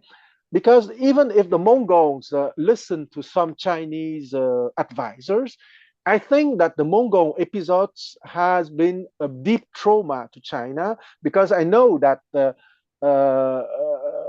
Chinese medicine at the beginning of the Ming dynasty was not at the same level than the Song dynasty medical art, for example. So I would put the Mongol episode between 1279 to 1368 as a contributing factor too. So the big population, meaning less mechanization, maybe the subtlety of the art of the Chinese sovereign, the Mongol episodes, maybe a certain conservatism in the Chinese mind, in the sense that within the aristocratic oligarchy, there was an advancement, but it has not been enough transfer to the population. But once again, I believe very much in the explanation of the Mongol episode, because the Song dynasty was on the verge not only of urban life in the modern style, and that part has been realized, but the Song dynasty was also on the verge of a modern industrial revolution. Okay, and I think that the Mongol episode put an end to that. For the moment, and according to my understanding, I would put the most weight on the Mongol factor.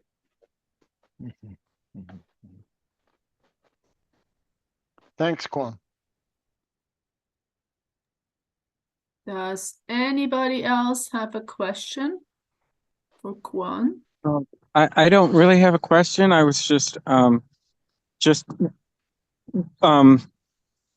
it's not propaganda. I'm just shouting, wanting to talk about the praises of how the epistemological understanding of the lower trigram and the animal, and the like, going back to Quan's, to the story about the water, wading in the water and lifting up the skirt or whatever, and seeing that with an understanding that with an epistemological understanding, it seems like in the West it just degenerated into just do it, and a lack of that whole tradition, and the whole notion of the understanding of sovereignty and kingship, and the effort that it requires just got me thinking about how it's like in the East, that epistemological understanding of a person's development is really balancing out in the global civilization model, where countries are having to choose to put forth the effort to develop their own sovereign on a cultural, social level, their own sovereign efforts to not be just riding on the coattails of just do it capitalism, but actually taking back the cultural sovereignty and civilizational dignity of their peoples. And I was just so on board with that. And so I didn't really have a question, I keep going back to that. So I do take away that story that you told me. It's got a bit of an impact. Thanks. Yeah, well, I think you're right to go back to that, because you have an aristocratic oligarchy in the West, okay, because the West did not dominate the world for the last 2 centuries from nothing. It has been the result of the tools of power that the West has been capable to create and to produce. And it has been done by the Western aristocratic oligarchy.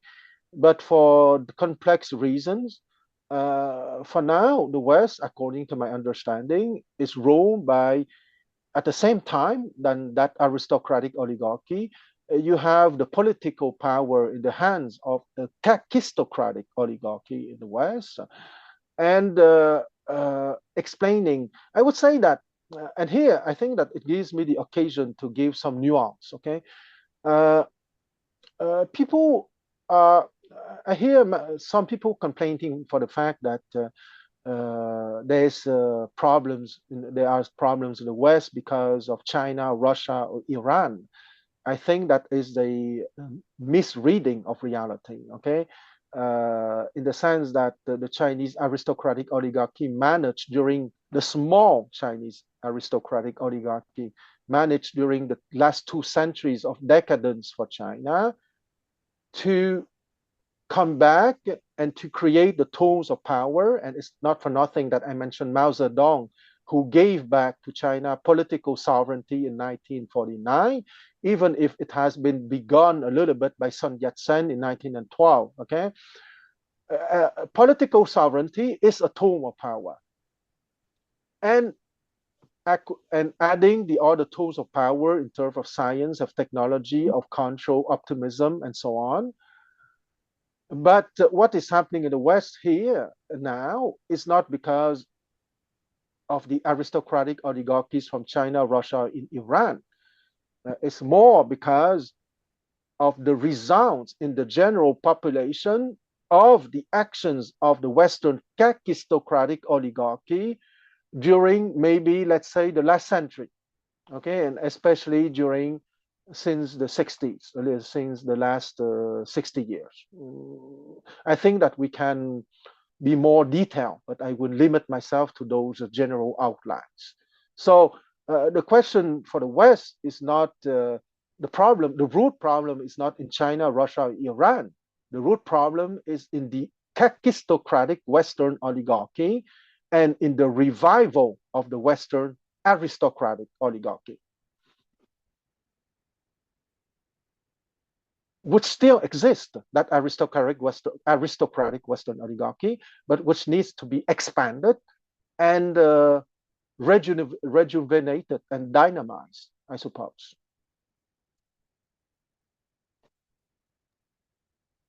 Thank you, Quan. All right, I think that will. If anybody else is coming forward, now is the time. Otherwise, No, if nobody else comes forward, I have one last question. Okay, I do too. I do too. Oh, look at that. So 2 more questions. One from Maureen, and then one from who was the other person? John? John. Okay. You see the good effect of healthy competition within an aristocratic oligarchy. So 2 more questions, and then we will, because it's already quite late, then we will call for the ending of the session. So go ahead, Okay. Maureen. Oh, thank you. Okay, this is sort of throwing you back to a previous lecture, but I think it might be worth asking. I kind of think maybe I know your answer, but I would just love to hear you explain anyway. You mentioned last time, which I thought was curious, and I was hoping you'd go into it more. But in one of your lectures, you mentioned that if you wanted to see an example of the level 3 individual, psychological man, with the magician, in other words, Yes. as best term, and you mentioned 2 people, one which is Roger Scruton, and the other one was Jeffrey Sachs. And I know less about Jeffrey Sachs, but I would be curious. I mean, pick one, but I mean, or both. That'd be great. That'd be a treat. But how would you describe how someone like a Roger Scruton, we shouldn't speak ill of the dead, but anyway, how a Roger Scruton would be a magician of sorts, if you were to carry that out and explain your statement? Okay. So a magician is at the 3rd layer of epistemological development, meaning that he has the 1st layer, the sense perception, and he has the 2nd layer, which is the intellect, wording, imaging, conceptualizing. Okay. And the 3rd layer is, if there's only one word would be the psyche. Okay. But the psyche doesn't expand a lot, except if you understand that the psyche means the inchoate, the soul. Okay, so it's someone having a soul, but it's not a completely developed soul. And in 2 words, a psyche is emotional intelligence. Okay, it's been streetwise. Okay, if I want to mock a little bit, the 2nd layer is the nerd. Okay, it's the guy capable of intellect, of wording, of conceptualizing, but he's a little bit clumsy socially. And the magician, the 3rd layer, is the streetwise or the smart person. And the nice way to say that is emotional intelligence. And those people are quite characteristic of upper class people, of people from the ruling class, people, the gurus defining the dominant culture. And Roger Scruton, Sir Roger Scruton, was one of the gurus in the Anglosphere defining the dominant culture. So he was capable to be in consensus with his peers, the other gurus, the other magicians. And he was capable to be easygoing and relaxed and absolutely aristocratic, but not in the Platonic sense. Okay, aristocratic in the sense of easygoing, relaxed, smiling, and absolutely welcoming you when he is interacting with you. Okay, and that is the magician. And when he's so kind, so relaxed, so smiling when interacting with you and with being street smart or streetwise, you wouldn't take him as a guru, but he doesn't have the true timeless form of beauty, goodness, and truth in him.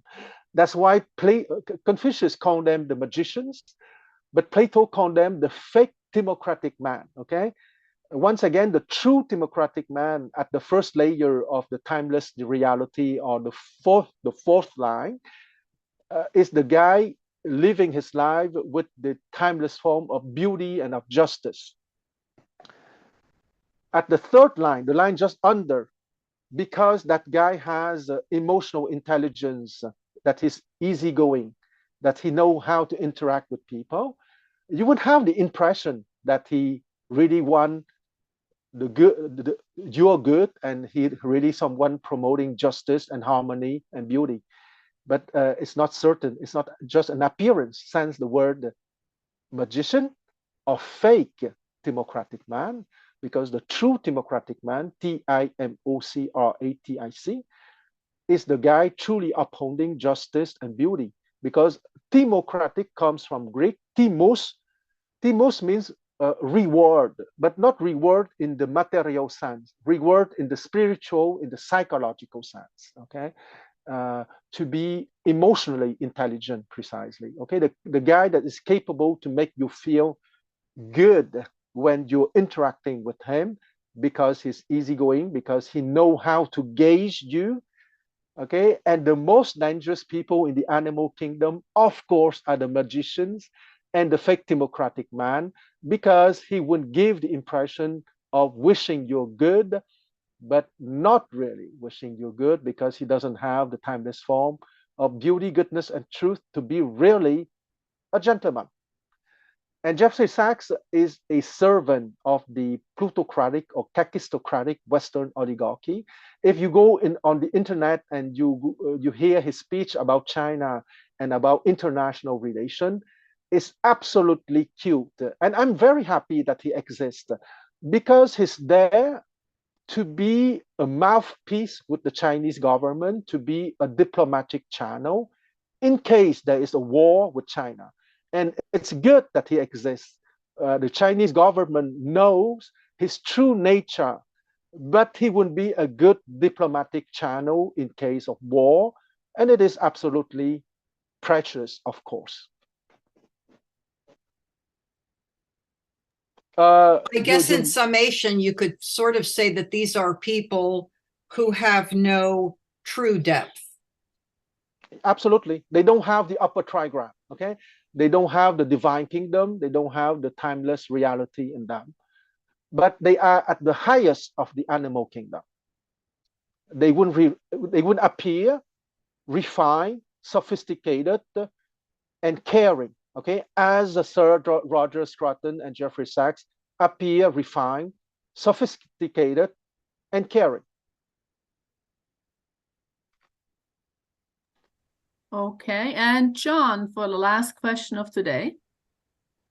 Jeffrey Sachs caring about those poor 10 million people who died in former Soviet Union after the collapse of the Soviet Union? My dear John, I reject at once your reply, because you're an aristocratic man. You're not normal. Most of the people on the planet would believe Jeffrey Sachs. Sorry, okay, but my question wasn't about Jeffrey Sachs. So you mentioned the overthrow of the Song dynasty by the Mongol invasion. So, and you said that this is it has a lasting effect on Chinese culture and society and scientific and technological development. So when Chu Di was the third emperor of the Ming dynasty, of course, he sent out these great fleets that were organized by Zhong He, and if we accept certain arguments that they were massive fleets that explored a huge chunk of the Indian Ocean, of the world ocean, and unfortunately there were some devastating events in the Pacific Ocean which destroyed most of these fleets. And then subsequently was the lightning bolt that destroyed the Forbidden City. And then essentially China just shut down its scientific and technological development because the eunuchs were put out of business and the Confucian scholars came back into power. Here it's complete speculation, and so I am asking you to speculate. The Ming dynasty was really new. It was just starting to rebuild after the so if it hadn't been for the destruction caused by the Mongol invasion, perhaps such shutting down after catastrophic natural events might not have taken place. Yes. But I let you finish your question. I'm not sure you have finished your question. The idea being that a mature society that is capable of taking hits, as you might say, you're talking about being streetwise, being able to take the hits and just continue and plod on. The Ming dynasty wasn't capable of taking the hits. Is I that a would say, reasonable speculation from what you're saying? I would offer the following explanation. The Ming Dynasty has been created in 1368. The oceanic trips by Cheng He started in 1405.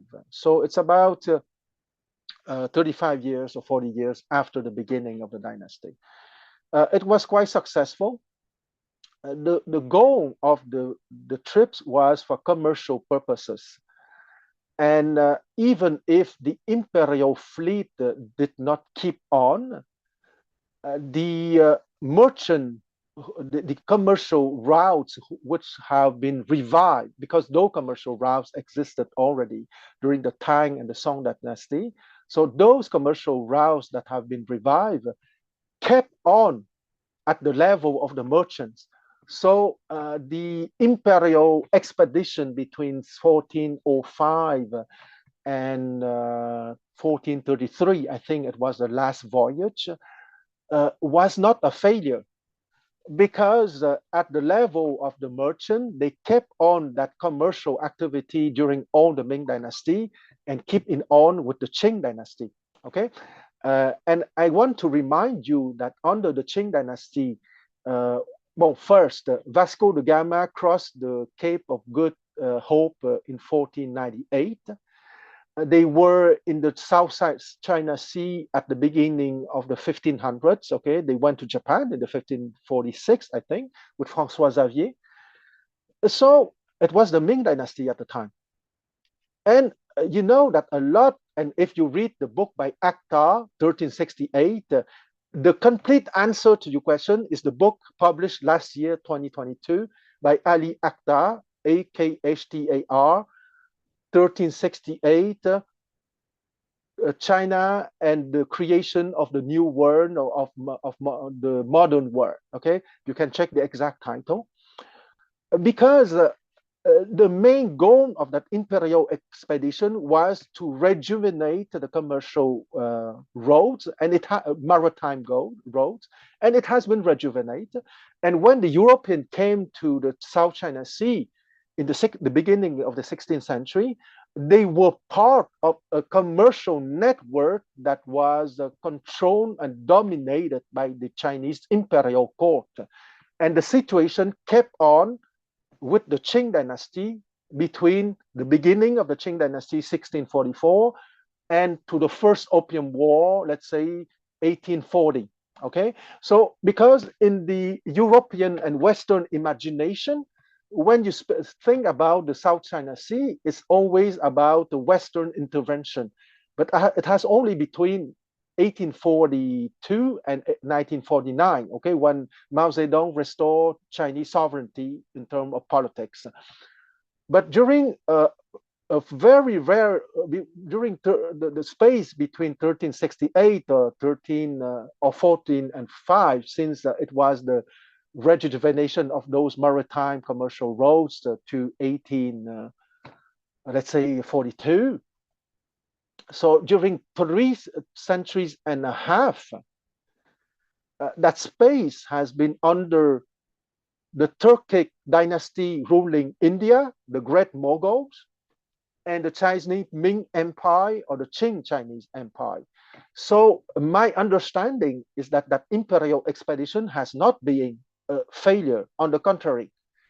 The second point, contrary to the European, because the European began their exploration of the world on the oceans, because in 1453, the Ottoman Empire conquered Constantinople. So they controlled completely the commercial roads between Europe and the East. Okay, so European sovereigns sponsor those adventure on the ocean, hoping to reach to India and China, as you already know. But of course, they bump into a new continent called the Americas. And that's why you have that those European voyages for exploration. But in the case of the Chinese, they were perfectly happy with Eurasia, which is a massive world island.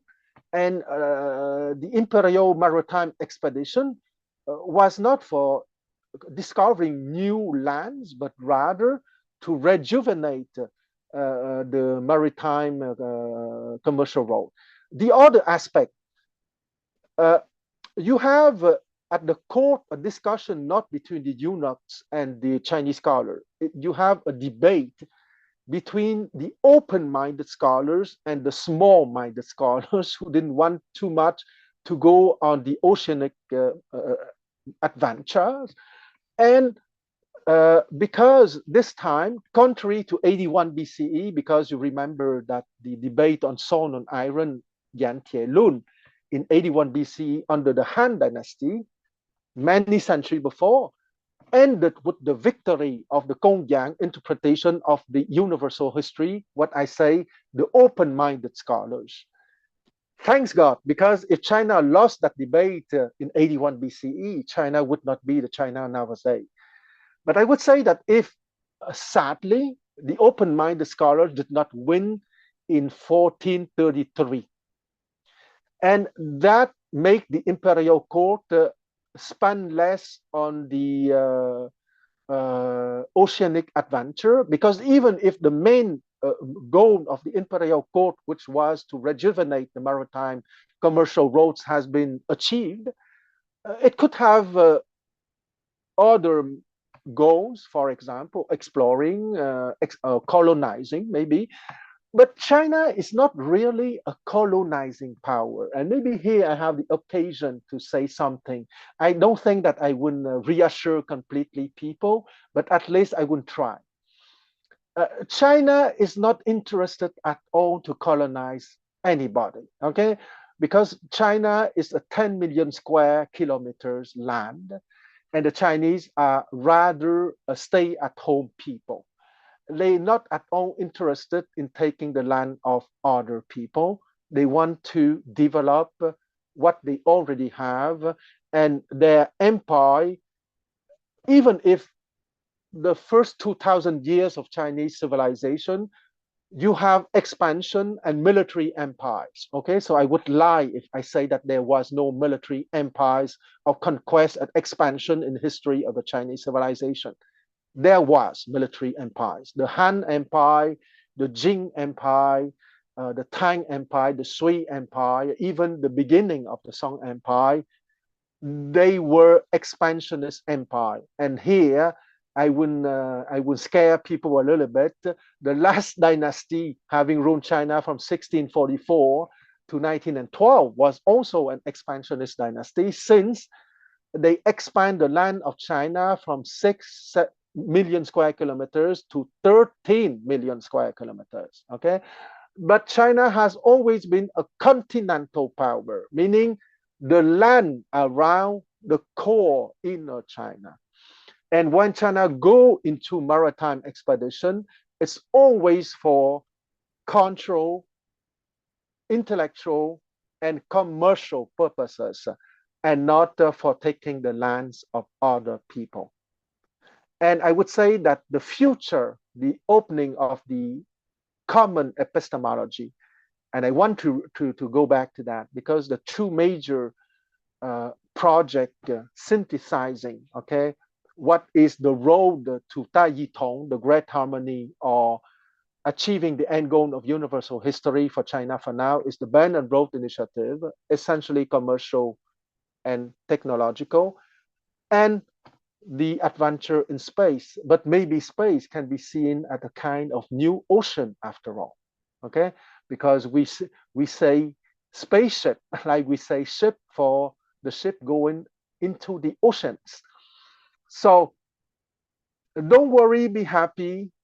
The ocean for the Chinese people are the space and not your lands.